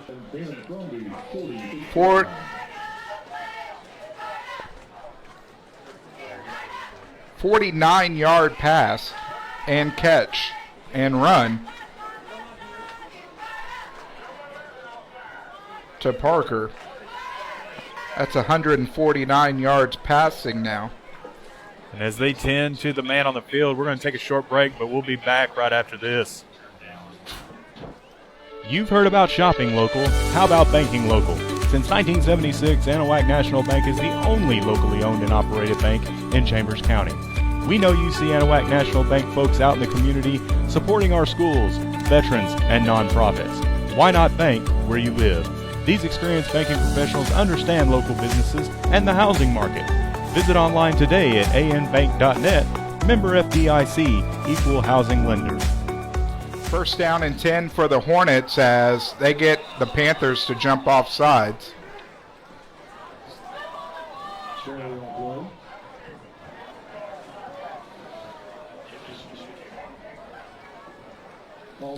Second time in a row that they've jumped off sides. Fifth penalty of the ball game for 65 yards. The last one was declined, though, because of the big catch and run. So first down and 5 now from the 41.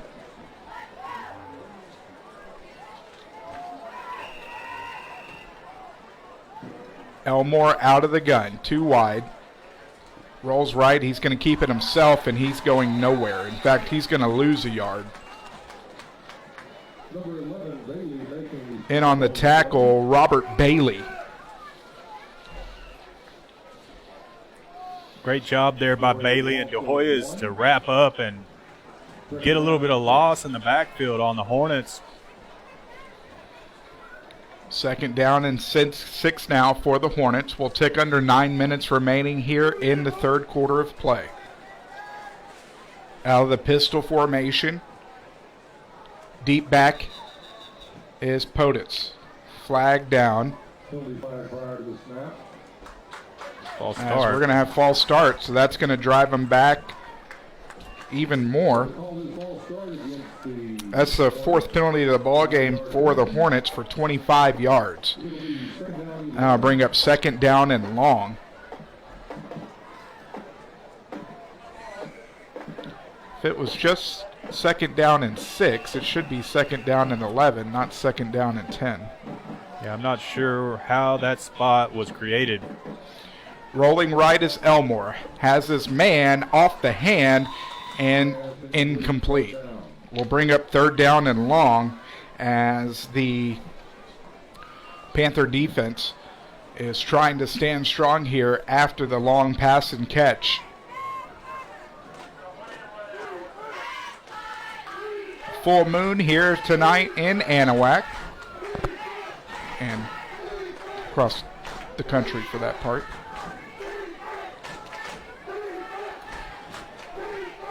Fans on their feet here, chanting on the Anahuac defense. Out of the gun is Elmore. They'll send 2 to the far side. Elmore sets back. Has his man, is broken up. Would have been a completion, but Landon Corbett laid the wood to break up the completion, and that'll force the Hornets to punt. I tell you what, Corbett came across the field like a lightning bolt as soon as that pass was thrown and woke up that receiver. Excellent coverage there by Corbett. Punting is Elmore. Gets the punt off. Better punt this time. Will bounce at the 15. Bobbled.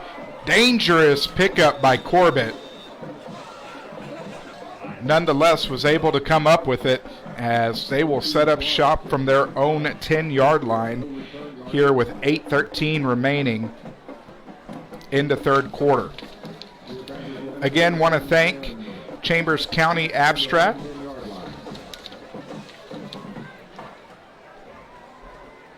Company, 545 Washington Avenue. You can reach them at 1-800-259-6261 or on the web, ccac.net. So Corbett under center. 2 back, 2 wide. First down and 10. Sets back, looking for Clark. Rolling to the white. Has him. 25-30. Knocked out of bounds. Will be a pickup of 20 and will move the chains. Good passing catch there from Corbett to Clark as he was able to get out of bounds. Ball squirted out, but it didn't matter. That'll move the chains anyway. 3 receptions, 89 yards for Clark. As the big boy rumbling down the field, Cade Dye, the senior. one of the toughest players on this football team, Alex, and he lowers that shoulder. He hurts people as he runs that football, as it's all downfield. Dye with a pickup of 8, 2nd down and 2.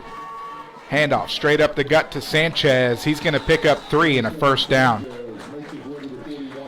So Sanchez now 10 rushes, 45 yards. Will move the chains. 1st down and 10 from their own 47. Panthers have something going now. Hurrying it back up to the line. Sets back, rolls left, has his man, it's Dye, across to 45, 50, lays the wood to the defender. Pickup of 8 on the pass and catch. As I said, when he lowers that shoulder, it hurts people, because that kid runs downhill, getting close to that 1st down, 2 yards left. It'll make them think twice whenever they see him rumbling down. 4 of 7 for Corbett now for 88 yards. Handoff. Sanchez straight up the gut. He's going to pick up 5 and will move the chains once more. 50 yards on 11 carries. Into Hornet territory here for the first time in the second half. Corbett gets the play from head coach Neese. Will be 1st down and 10 at the Hornet 45. We'll tick under 6:15 remaining here in the 3rd quarter. Quick pass to Clark. Clark 45-40 makes a move. He'll fall forward. A little extracurricular there. Pickup of 7.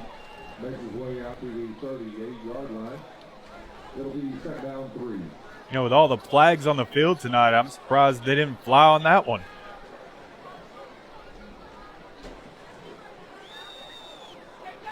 Dye comes up the middle. He lunges forward. He gets close to the 1st down, but doesn't get there. Pickup of a yard will bring up 3rd down and 2. 1 yard on the play. 3rd down 2. Next play will be the 6th play of the drive. Panthers accomplishing a couple things, eating up clock and picking up nice chunk yardage. 3rd down and 2. Sends a couple men in motion. 2 back. Bobbled snap. He'll reach forward. Loose ball recovered by the Panthers. They're going to give him the line of scrimmage. Yeah, he was down by contact before it squirted out of his hands right there at the last second. First time we've seen a mishandled snap tonight by the Panther offense. One of the things that Coach Neese talked about in the pregame show, putting the ball on the turf, but the Panther offense is staying on the field. 3 backs this time. Corbett will feed the far back as he's going to take it straight up the gut. 15-10. Excellent run. Fall forward to the 2. 35-yard rush for Bailey. For Jamaj Bailey. Excellent pickup by the Anahuac Panthers this year, getting Bailey on this football team. First and goal from the 2. Same formation. Bailey the deep back. He'll get it, and he'll hit pay dirt for the touchdown. So Bailey gets him down there. They reward him with the carry at the goal line, and he punches it in as the Panthers tack on to their lead 23-6 pending the point after.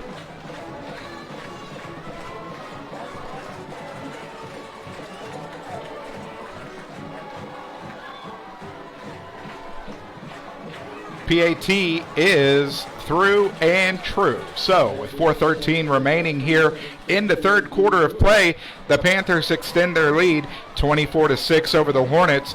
We'll be back after this on Anahuac Sports Live. Hello, my name is Mark Poggles, and I'm the pastor at Community Christian Fellowship Church in Oak Island, Texas. I would like to personally invite you to join us for Bible study during the week and our church services on Sunday morning. We have a nursery for the little ones, and our church family will greet you with a smile on their face and a loving heart. Come and celebrate with us as we study God's Word and give Him all the praise and thanks He deserves. Hope to see you there. Take care and God bless. Go Panthers!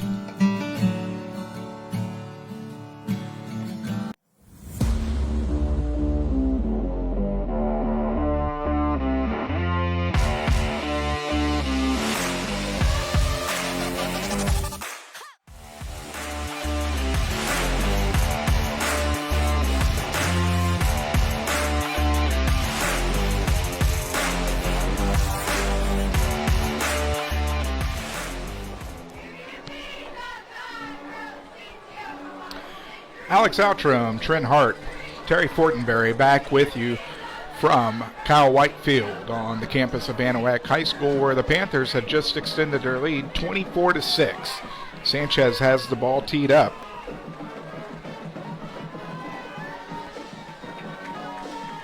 Kick is end over end, will bounce to the 10, to the 5, will get picked up there. Across the 10, 15, 20. Will bring it back out with a nice return. They're going to give him the 24, as that is where Hardin will set up here for their next possession of the first half. That last drive, 8 plays, 90 yards. It ate up 4 minutes off the clock, was capped off by a Jamaj Bailey 2-yard touchdown. The PAT from Sanchez was good, and the Anahuac Panthers lead the Hardin Hornets 24-6 on your Turn 2 Specialty Company scoreboard. Excellent textbook drive there by the Panther offense as Coach Neese called the rush game all the way down, and it paid dividends as they extend their lead. Illegal block in the back on the Panthers, on the Hornets. That's going to be a 10-yard penalty. So that'll take the ball. Actually, it's going to be a spot penalty. That'll be half the distance from the spot. So they're going to mark it at the 8. Ended up costing the Hornets 16 yards on that penalty. Out of the gun, 4 wide for the Hornets. Sends a man in motion. Elmore rolling to his left in the end zone. Throws the ball up, and nice play to get back to the ball, as in on the deflection was Zion Clark. He was beat at the beginning, but the ball was kind of wounded going to the receiver, and he was able to recover and knock the ball away. Excellent play there by Clark, getting a hand in on the football as he turned on the juice right there at the last second as the ball was in the air. 2nd down and 10 from the 8.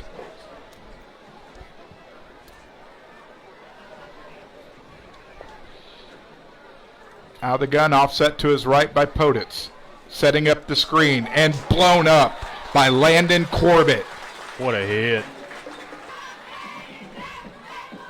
That's going to be a loss of 2.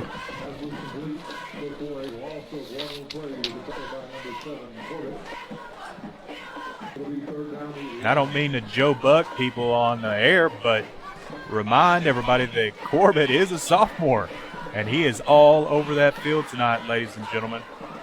As long as his name's not Juan Soto, I don't think a lot of people mind right now. 3rd down and long. That was a 2019 World Series joke. I'm sure a lot of the Houston Astros fans got that one. Pistol formation. In his own end zone, Elmer rolls.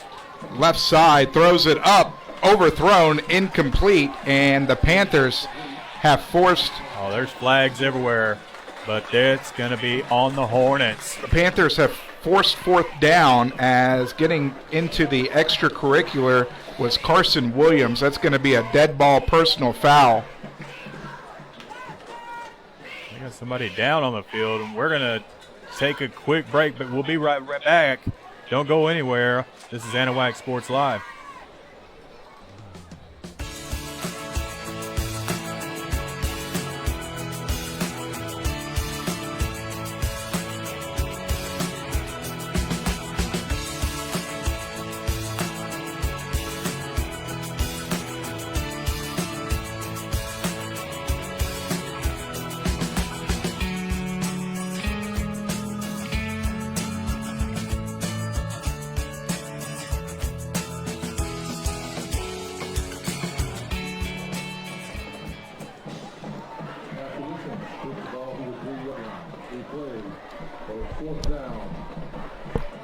Alex Outram, Trent Hope, You'll get Hunt, Trent Hart, Terry Fortenberry here, bringing you the action tonight on Anahuac Sports Live. Second district game for the Panthers tonight, as it's Elmore back deep in his own end zone. Gets the punt off. Not a very good punt. It's going to bounce at their own 30. It'll take a Hornet roll, but it's going to be fantastic field position for the Panthers, as they will set up at the Hardin 37-yard line here with 2:52 remaining in the third quarter. That punt just went off the side of his foot and didn't get very much distance, but it did take a Hornet roll. It was going to stop dead at the 30, and they were fortunate that it almost got to the 40 there, or the Panthers would have been deeper in their own or deeper into the Hornet territory, as the offense for this unit comes back on the field. So 2 wide. Corbett's going to send Clark in motion. He's going to take it himself across the right, up the gut, across the 35. He's going to get upended, but not before he gets a pickup of 5. Good job by the offensive front there for the Panthers, getting a little bit of a hole for Corbett to get through to get the 5 yards. Only the 4th rush of the ball game for Corbett. He's got 17 yards. Head coach Neese talked about trying to give him a break. Pitched right to Dye. Dye across the 30, rumbling, bumbling, as he's going to get down to the 26. It's going to be a pickup of 8 and a first down. Third carry for 17 yards for Dye, as he's punishing the Hornet defenders. Good to see Dye getting more handoffs tonight, Alex. First down and 10 from, we'll call it the 26. Off right tackle is Sanchez. He'll get down to the 24. That'll be a pickup of 2, and we'll bring up second down and 8. Don't forget, folks, that the person who shares the video on Facebook the most tonight will receive that Anahuac Panther cowbell. So don't forget to go in there and share the video, and you have to share it while we're live to qualify and get in on that cowbell. So the person who shares it the most gets it.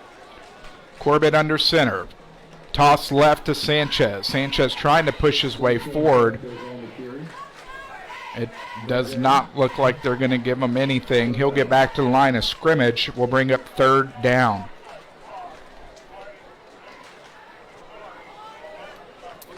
So third down and 8 here. We'll tick under 1 minute remaining in the third quarter. Anahuac leading Hardin 24-6 on your Turn 2 Specialty Company scoreboard. Out of the gun will be Corbett. He sends Clark in motion. We'll fake the handoff to Clark. Straight up the gut is Corbett. Corbett trying to get pushed, and we're going to see where they give him. He's going to be a couple yards shy, as they're going to mark it at the 19. You got one line judge at the 19 and one at the 18. If they're going by the near side, they're going to mark it at the 18. So that's going to be 4th down and 2 after the pickup of 6. Definitely going for it here, as there's no field goals units coming onto the field.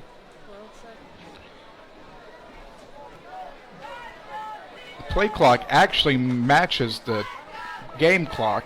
They're going to run the play, rolling right. He's going to try to find some room. He unloads it. It's going to be complete and then fumbled. Recovered by Hardin, I believe. And that's what they're going to motion, as the ball squirted out onto the turf and the Hornets recover. Gallo had the catch at the 9.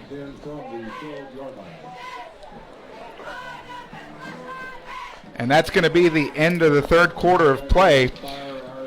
We invite you to join us for the 4th and final quarter of play as the Anahuac Panthers lead the Hardin Hornets 24-6. Back after this along Anahuac Sports Live.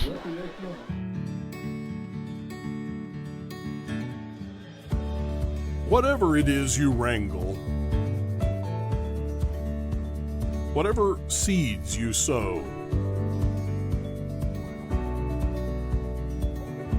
no matter what you nurture or what you choose to grow, at Texas Farm Bureau Insurance, we're proud to protect all Texans.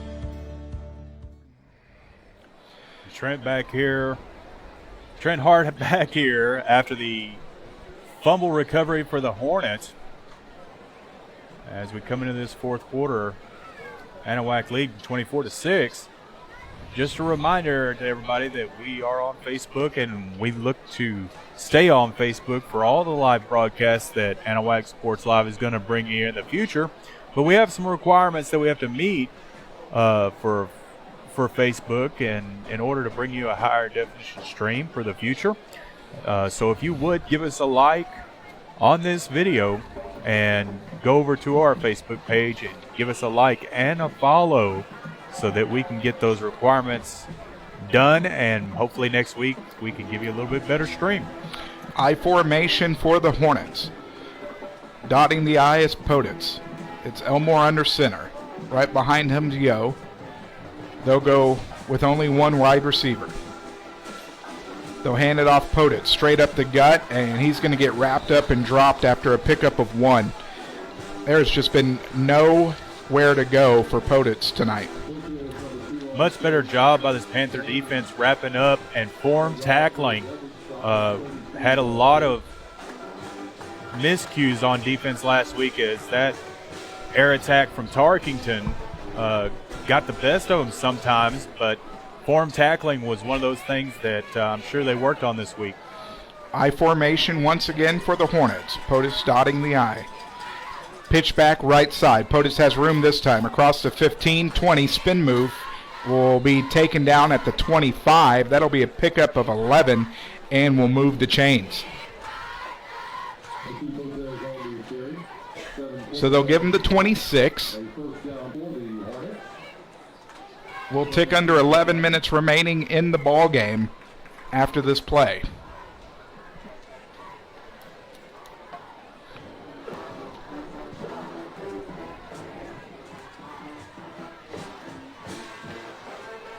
Panther defense has done very well since the opening drive for the Hornets, or the second drive of the ball game for the Hornets. So they'll go out of the pistol. Elmore will set back, has two receivers to his left. It's going to go off the fingertips of an Anahuac defender and fall harmlessly to the ground as Presley Mouton deflected it, and then it was actually Zion Clark who had a chance to intercept it. Nonetheless, second down and 10 from the 26 off the incompletion. Good job there by Mouton to get a hand on it, as the Panthers almost came up with another big defensive play. Pistol formation, wide receiver to each side. Elmore sets back, looking right, stays right, throws right. Jump ball is going to be brought down and across the 40 to the 35, being ridden down by Corbett to the 28. Excellent catch there by the wideout of Hardin to come down with that. A 47-yard pass and catch to Parker, as Parker's been on fire tonight. Definitely not his first big play of the night. He's showing why he's their go-to man. 194 through the air for Elmore. Pistol formation. Sends Parker in motion, fakes the handoff, rolls left, goes back to Parker. Parker's going to get hammered. Laundry on the field. We'll see what the call on the field is. They have it marked as a 2-yard reception.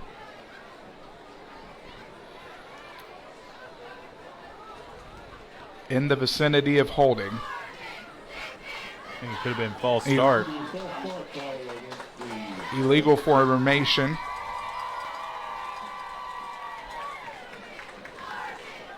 on the Hornets. That'll be a 5-yard penalty. That's their 7th of the ball game for 49 yards. So cancel out the completion.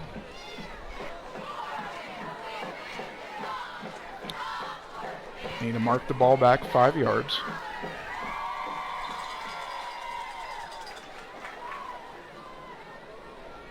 There we go. 5-yard penalty will push ball to the 30. We'll bring up first down and 15 from the 33. Hornets in Panther territory.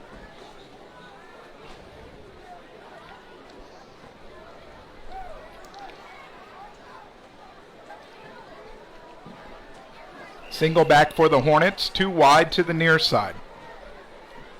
Elmore fakes the handoff, throwing it, and almost intercepted by Corbett. Looked like a miscommunication between the tight end and Elmore, as the pass was intended for Caden Hampton. I thought Corbett was hauling that in there until he came down to the ground. Nonetheless, good play by Landon to get a hand on it. Second down and 15. Obviously 4-down territory for the Hornets. 9:50 remaining in the ball game.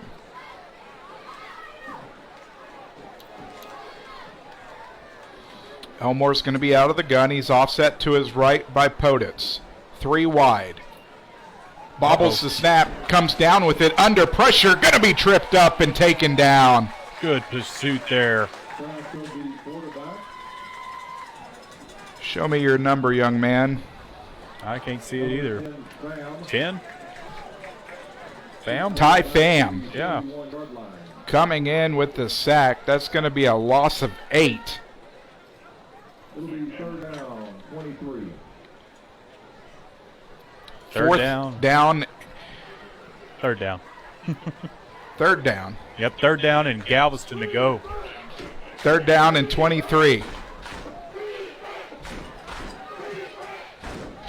Out of the pistol.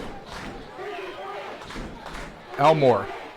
Quick slant, bobbled and caught, but not going to be nearly enough. Number 13, Parker. Got some of the yardage back. 7 yards. 33-yard line, fourth down. 201 yards passing for Elmore. Now 4th down and long. We're going to go 4th down and 15. I don't know how he came down with that ball, Alex. He was hit hard. Especially as holding on to the ball. That kid he's just been electric tonight. He's got 6 receptions for 137 yards. Logan Parker. So 4 wide, Elmore out of the gun. Sends a man in motion. We're going to have a timeout on the field for Hardin. We're going to take it with them, as we'll be back after this on Anahuac Sports Live. Looking for just the right bank? For a real community bank, locally owned and operated since 1976, come to Anahuac National Bank. Offering services from your first checking account to mobile and online banking to business and home loans. This is Texas banking at its best. Find us online at anbank.net. Anahuac National Bank, Chambers County's only locally owned and independently operated bank. Member FDIC, equal housing lender.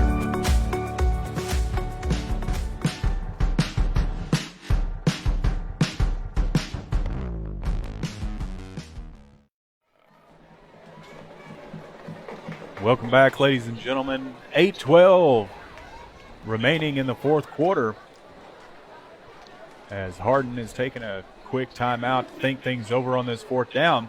And we want to take this opportunity to thank all of our sponsors who make this broadcast possible for everyone watching. And we encourage everybody to please go visit all the sponsors that we've mentioned here tonight. And if you would like to sponsor Anahuac Sports Live, give us a call, 409-527-2949, or you can send us a private message through Facebook or email us at AnahuacSportsLive@gmail.com. Elmore, 4th down and long, Hail Mary, Where's push the off. flag? Push off. All of the flags and didn't catch that push. Wow. So they're going to convert 4th down and long. They're going to get down to the 10 on the pickup of 23. First down and goal. It was pretty obvious, as nonetheless, they got the first down and then some. Wow. As the son-in-law of a high school referee who's been doing it for over 20 years, that Elmore rolling left, under pressure. Flag is down.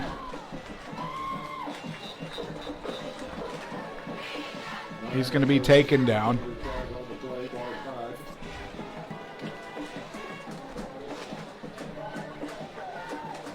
I think he's making up for that blown call before. What do you think, Alex? Tend to call that the Maybelline call. They're going to wave it off. Oh. So give them a pickup of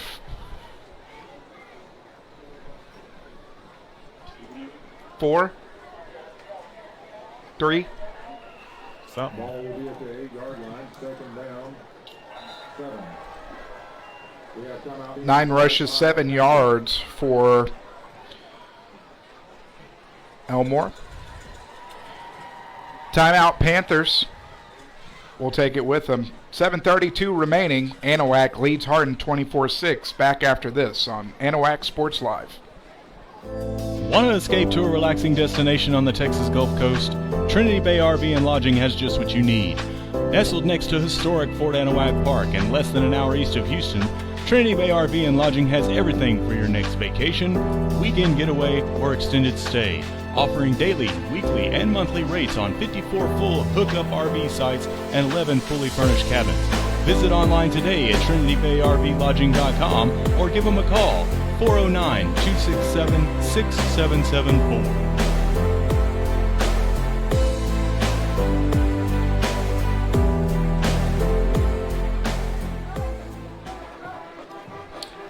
Alex Outram, Trent Hart, Terry Fortenberry here. With 7:32 remaining in the 4th quarter, Anahuac still leading 24-6, Hardin driving.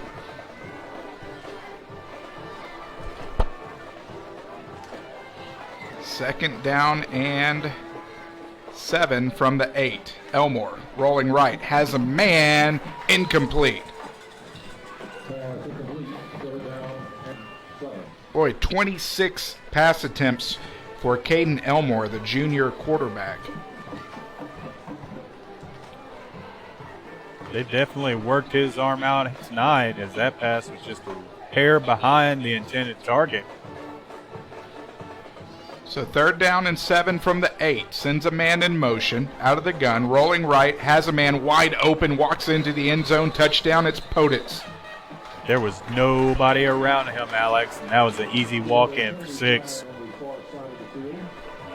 We got a flag down, though. Looks like it's coming back.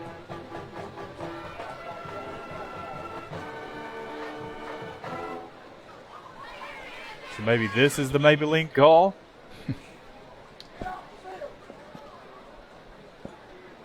Illegal That's formation exactly on that. the Hornets. That's going to be their 8th penalty of the ball game for 54 yards. So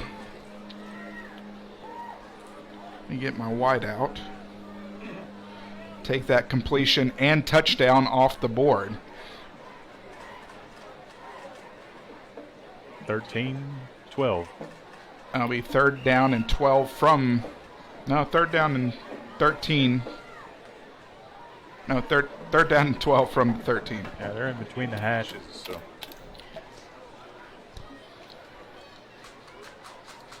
Either way, there's at least 2 plays, as they're in 4-down territory right now. 7:24 remaining in the game. Elmore out of the gun. Flag on the field. Some more. Oh, okay. Timeout. Timeout, Anahuac. We'll take it with them. Back after this on Anahuac Sports Live.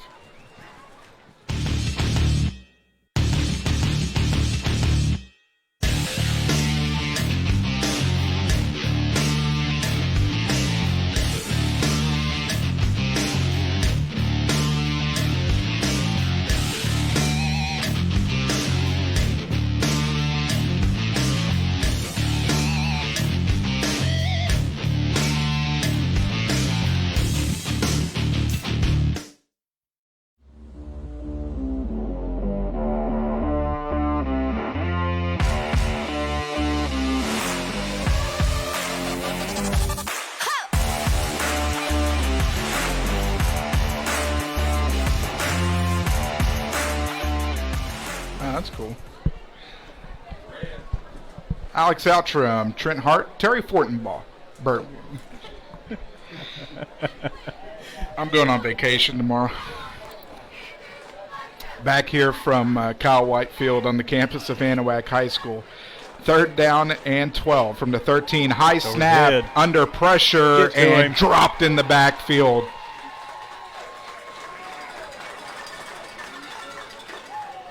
In on the pressure for the Panthers, Caden Hampton. Not the first time we've said his name tonight. Big loss.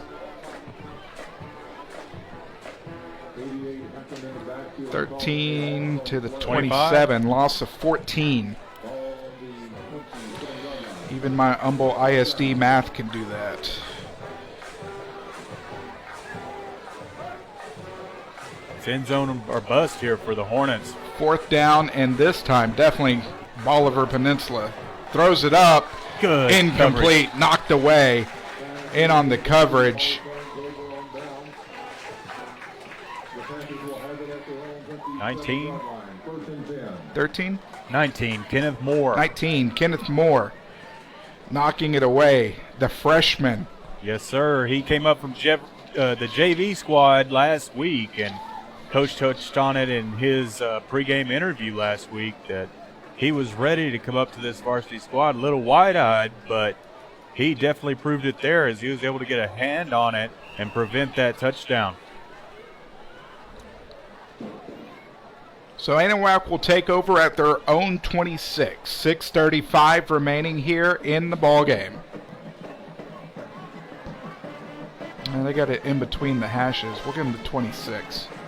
1st down and 10. Corbett out of the gun, offset to his right by Bailey. He gets the handoff. He's going to get up to about the 27, so give him a pickup of 1. That's his 5th carry of the ball game for 42 yards. Want to thank Third Coast Integrated Martial Arts, bringing you the 4th quarter of play tonight. Corbett out of the gun. Quick pass left side. It's going to go across the 30. That's to Sanchez. He'll fall forward to the 31. That'll be a pickup of 4. 104 yards passing for Sanchez, his 2nd reception for 39.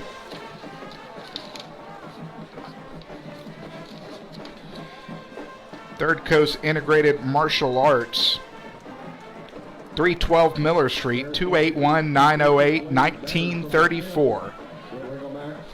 Bringing you the 4th quarter of play. 2 backs behind Corbett. He'll send a couple in motion. Zion Clark to the far side. Anahuac moving right to left, rolling right, having to fight off a defender. He's not going to be able to. He's going to get sacked. That'll be a loss of 3. So the Hornet defense stands strong, but it may be too little too late. We'll take under 5 minutes remaining, and if they drain the whole play clock, they should get the punt off around 4:45 or so. Sanchez back deep to handle the punting duties.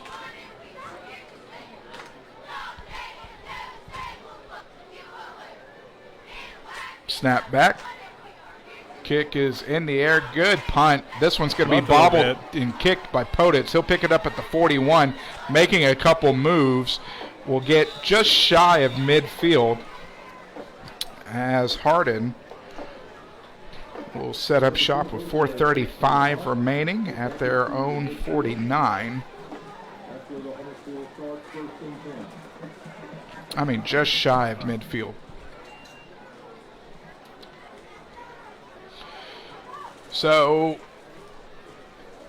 Anahuac will make the trek up I-10 East to take on East Chambers next week. They'll invade Buccaneer land.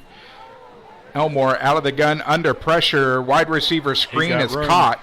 40, as he'll be taken down at the 36. That'll be a pickup of 14. To who else?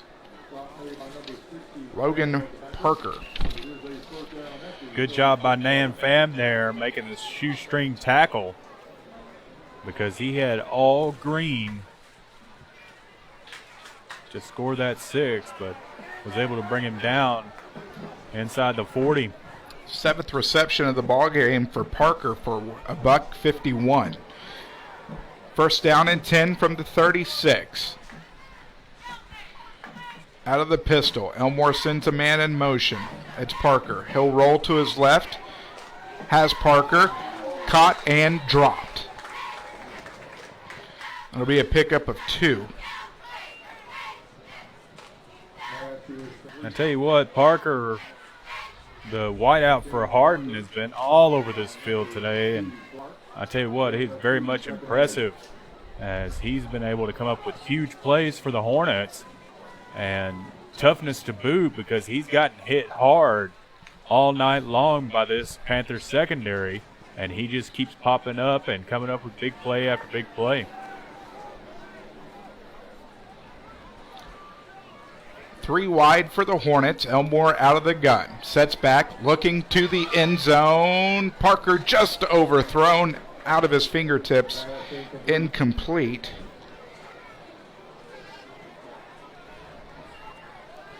Don't do this too much in high school football. Off to my second line of passing for stats. So that's 30 attempts on the evening for Elmore. 3rd down and 8. It's amazing he's thrown that many times tonight, Alex. Well, and you could kind of see, as was brought up in the pregame, the middle school and the JV flinging the rock around. 3rd down and long. Elmore sets back under pressure. Screen pass across the 30, 25-20. Potitz gets helicoptered down to the 15. Pickup of 22. Shades of Sage Rosenfels.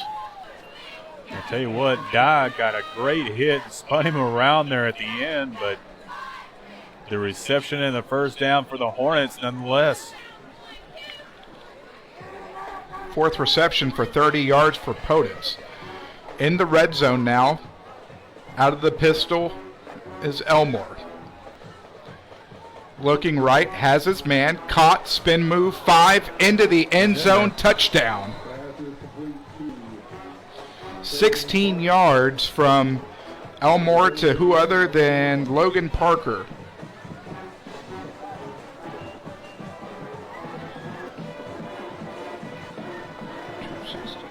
Is that Parker's second touchdown of the night, I believe? First touchdown, excuse me.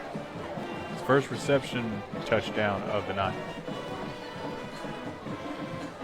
2-point conversion is good. So with 2:37 remaining here in the 4th quarter, Hardin trying to push. We'll be back with the onside kick after this on Anahuac Sports Live. You've heard about shopping local. How about banking local? Since 1976, Anahuac National Bank is the only locally owned and operated bank in Chambers County. We know you see Anahuac National Bank folks out in the community supporting our schools, veterans, and nonprofits. Why not bank where you live? These experienced banking professionals understand local businesses and the housing market. Visit online today at anbank.net, member FDIC, equal housing lender.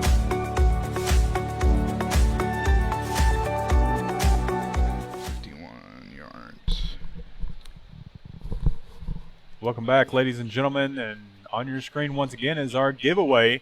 Don't forget to go over to our YouTube channel and subscribe over there. Go and like and follow us on Facebook, and you can do that on our Facebook page. Follow us on Twitter, AP_Sports Live, and we are on Instagram. Go give us a follow over there as well, as those will be your 4 chances to win one of the 2 School Spirit t-shirts, courtesy of We've Got You Covered at Anahuac Sports Live. And don't forget, you've got about 2.5 minutes of gameplay to go and share our Facebook Live video, and the person who shares that video the most tonight will win that Anahuac Panther cowbell, and you can be ringing it in East Chambers tomorrow as you know the Bucks will be loving to hear that cowbell. So go and share that right now on Facebook. The Battle of I-10 East. I want to call it the Bayou Bowl. The Bayou Bowl. I think that's taken. I know it's taken, but Onside kick formation as Poditz is going to kick it pretty bounce. hard. Out of It took a bounds. bounce, and they possibly could have grabbed it, but it had a little bit too much mustard on it. Was going to go out of bounds and will be Panther football as Corbett was a little bit slow to get up there, and he's limping around, but I think he walking, was running it off. That was just unfortunate. He was a bystander there and ended up getting rolled up on. Nonetheless, 2:37 left in the ball game. A couple first downs, and the Panthers might be able to get out of here. I see it every Saturday.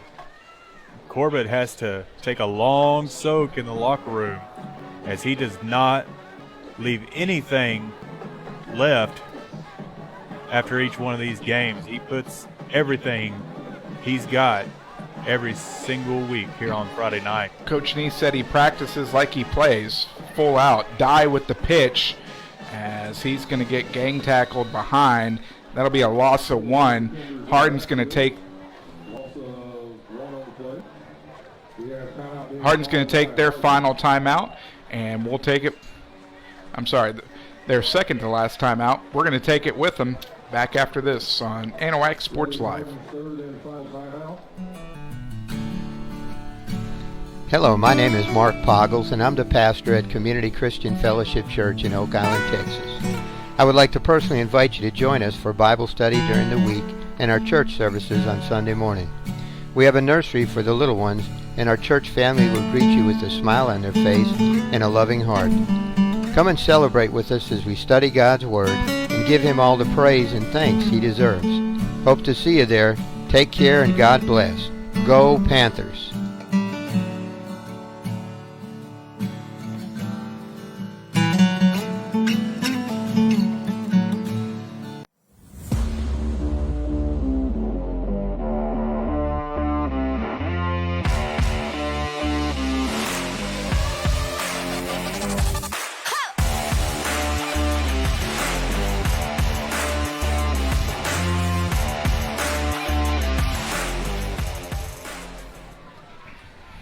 Alex Outram, Trent Hart, Terry Fortenberry. There you go.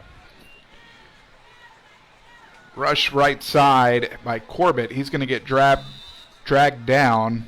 He'll get back to the line of scrimmage for a pickup of 1. There was a correction. It was the last timeout for the Hornets. For the first time tonight, I was correct. Don't tell my wife. We'll take under 2 minutes remaining here in the fourth quarter. 3rd down and 10 now. Well, you know she just heard you. That is true. I'm sure I'll hear about it in T-minus 3, 2. Burning seconds off the clock as Corbett gets the play call from head coach Neese. 3 seconds on the play clock. Have to hurry, rolling left, looking downfield, going for Clark. There's a hold on 2 different occasions. But nothing. Not catchable is what the official is signaling. But it is hard to catch it when you can't run. So with 1:37 remaining here in the ball game, the Panthers will be punting it away. Stay tuned for the post-game show as we'll go over stats as we have them, as well as getting some scores from around the Houston area. Scores are starting to come in final. Sanchez set back deep. Gets it away. Nice punt. This one's going to take a Panther roll. Will roll right out of bounds at the 20. 90 seconds left in the ball game. First and 10. See if we can start getting you some of those scoring updates.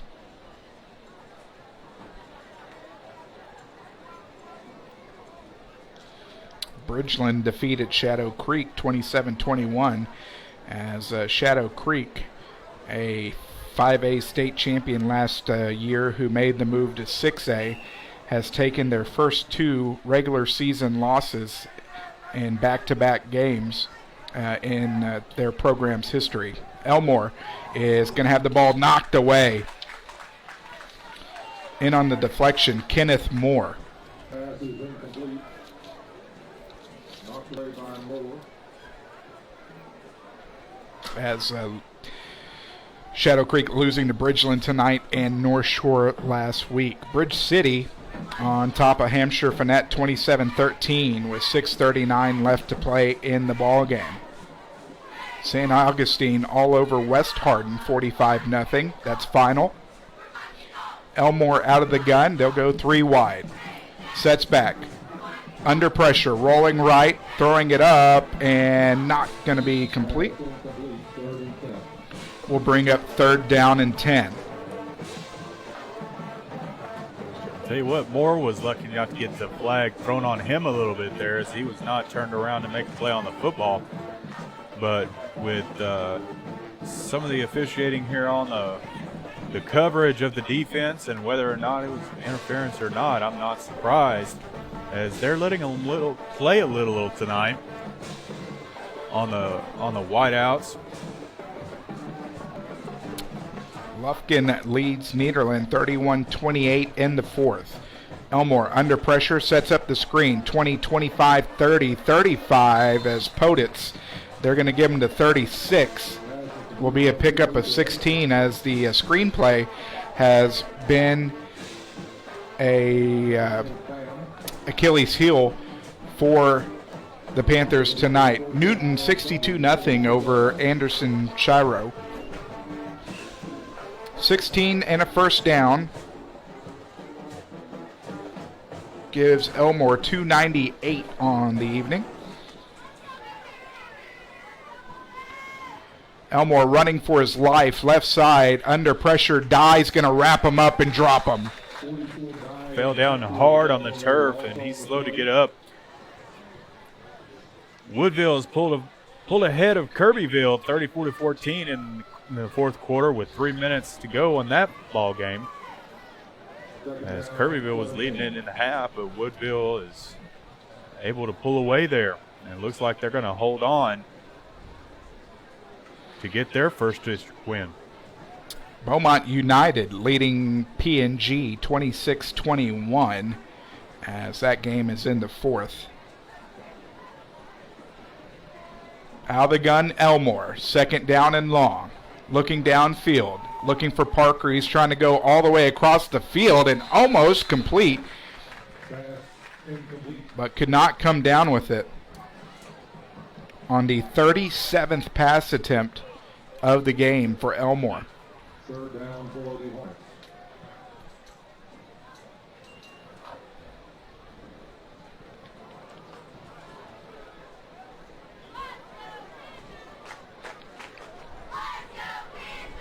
.11 seconds remaining here in the ball game. 3rd down and 18. 4 wide for the Hornets. Under pressure, screen pass. Parker across the 30, 35. He's going to get tackled out of bounds with 3 seconds remaining. It's going to be a pickup of 9. That'll put Elmore over the century mark. Parker with 178 yards on 10 receptions. And what should be the last play of the ball game, 4th down and 8, 3 seconds remaining. Panthers are going to move to 2-0 in district play, as they're going to have stiff competition next week against East Chambers. Pistol formation. The handoff is going to go straight up the gut to Poditz, or to Yo. Yo's going to pick up 6 yards, and that'll do it. Your final tonight from Kyle White Field on the campus of Anahuac High School. Anahuac defeats Hardin 24-14, as we'll be back to wrap things up after this on Anahuac Sports Live.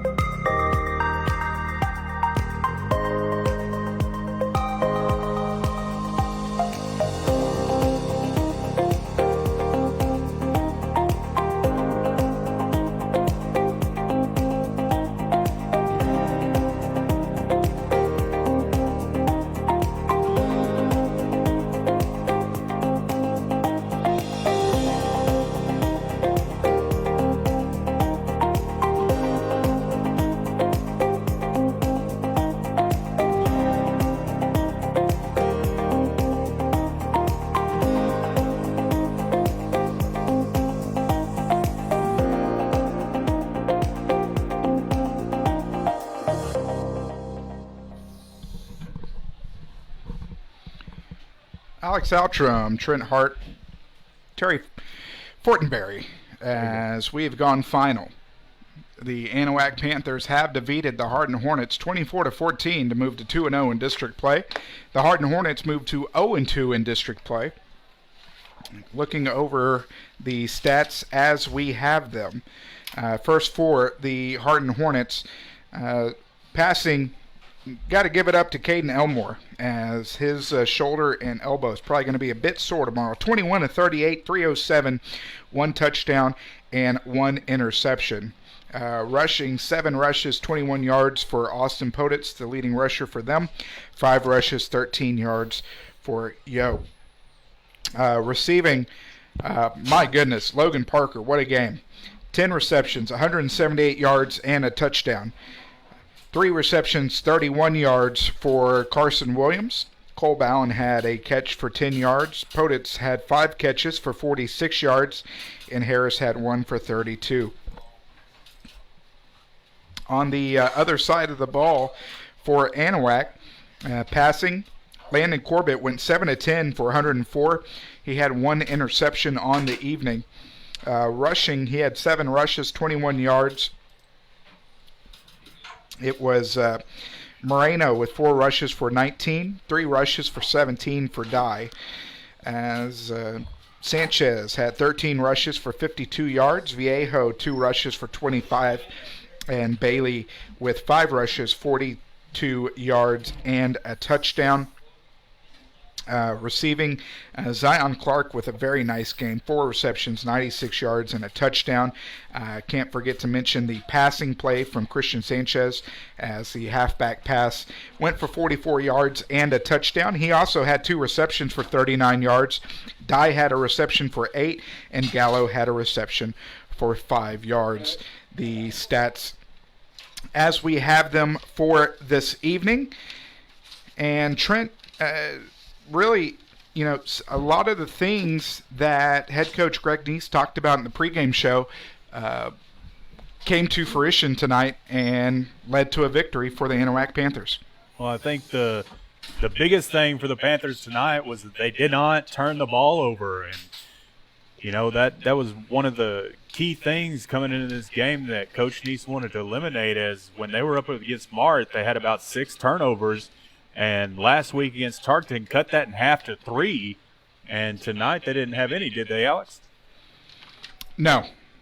So 0 turnovers for the Panthers this week. The one interception.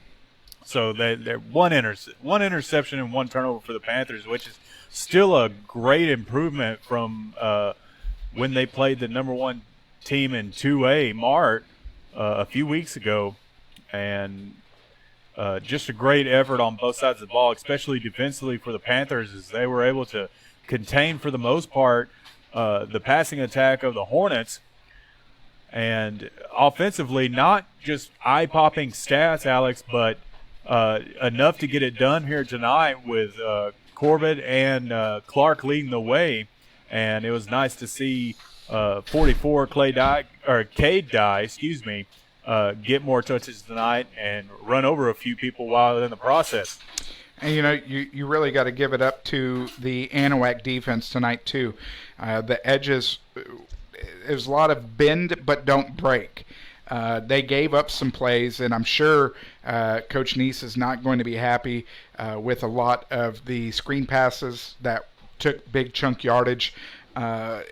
Getting out of that containment. I think it's on film now that if you get to outside the edges of the Panthers, then you can do your damage, but you're not going to do your damage inside the hash marks against the interior of the Panther defense. So their first season in this defense, you can tell they're getting more confident week after week after week in this defense.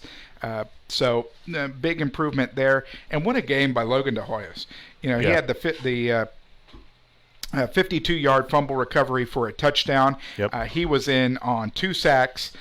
Just a fantastic defensive ball game for that kid tonight. In my opinion, the player of the game for the Anahuac Panthers, as his fumble return for a touchdown really set the tone there to really take over in the second half of the in the second quarter, and really led to that momentum in the second half of the ball game. You definitely took the words right out of my mouth, Alex. As DeHoyos on that defensive side of the football for the Panthers was just phenomenal tonight, and definitely the player of the game.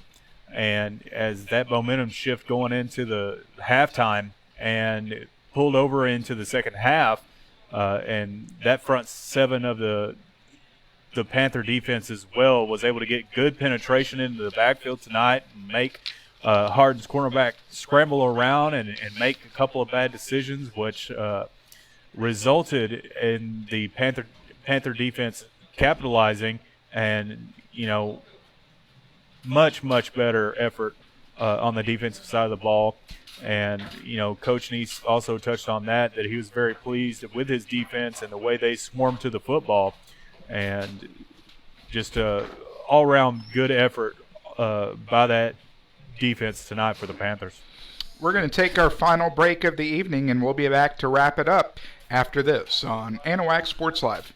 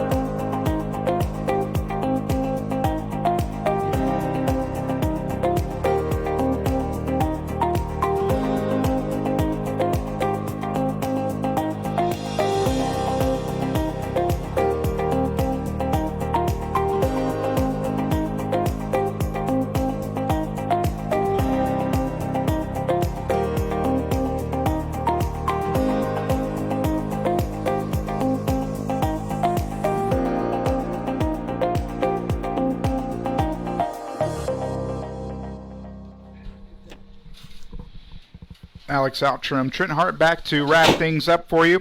Looking forward to next week. As for the Hardin Hornets, they'll be home for Buna in a 10-3A matchup there. And as for the Panthers, we will be on the road to take on the East Chambers Buccaneers in a huge matchup next week that will have gigantic ramifications in 10-3A. Definitely going to have big ramifications in this district, Alex, as East Chambers is ranked number 12 in the state for Division I 3A, and they are definitely running over people on a bye tonight, but the Panthers will definitely have their hands full next week as they travel down I-10 to face their old rivals, the East Chambers Bucks. As we get close to the end of this postgame show, we'd like to thank everybody for sticking around and listen to us ramble on about tonight's game. And we want to remind everybody, please go give us a like and a follow on our Facebook page. And we want to thank all of our sponsors for making this broadcast possible. And, you know, it wouldn't be possible without them, ladies and gentlemen. So please show some love to all of our sponsors if you can. If you're in the area, just stop by, say thank you. Or if you want to give them some business, that's what they want too. And we would very much appreciate it. And I think we got some more final scores from around the area, Alex, don't we? From around the area, Lufkin holds on to beat Nederland 31-28. Silsbee defeated Liberty 14-7. It is Beaumont United leading Port Neches Groves 29-27, as that one is in the fourth quarter. And that's what we got from around the area right now that we hadn't mentioned. Again, want to thank everybody for tuning in tonight. Last thoughts, Trent? Just wanted to give a quick shout out to our Anahuac High School fishing team, who is going to be fishing in a tournament up in Lake Livingston this weekend. So good luck to all those guys and the captains that are taking out those kids. A great group of kids that they have got this year, and they have doubled the size of their team. So good luck to them, and congratulations to the Lady Panthers volleyball tonight, and an exciting matchup against Warren, as they were able to pull out the win 3-1. And I tell you what, that the Panther Den over there was rocking, as the fans and the students and both teams were into that game. And I didn't get a final for the JV, but we'll probably post that on Anahuac Sports Live here shortly.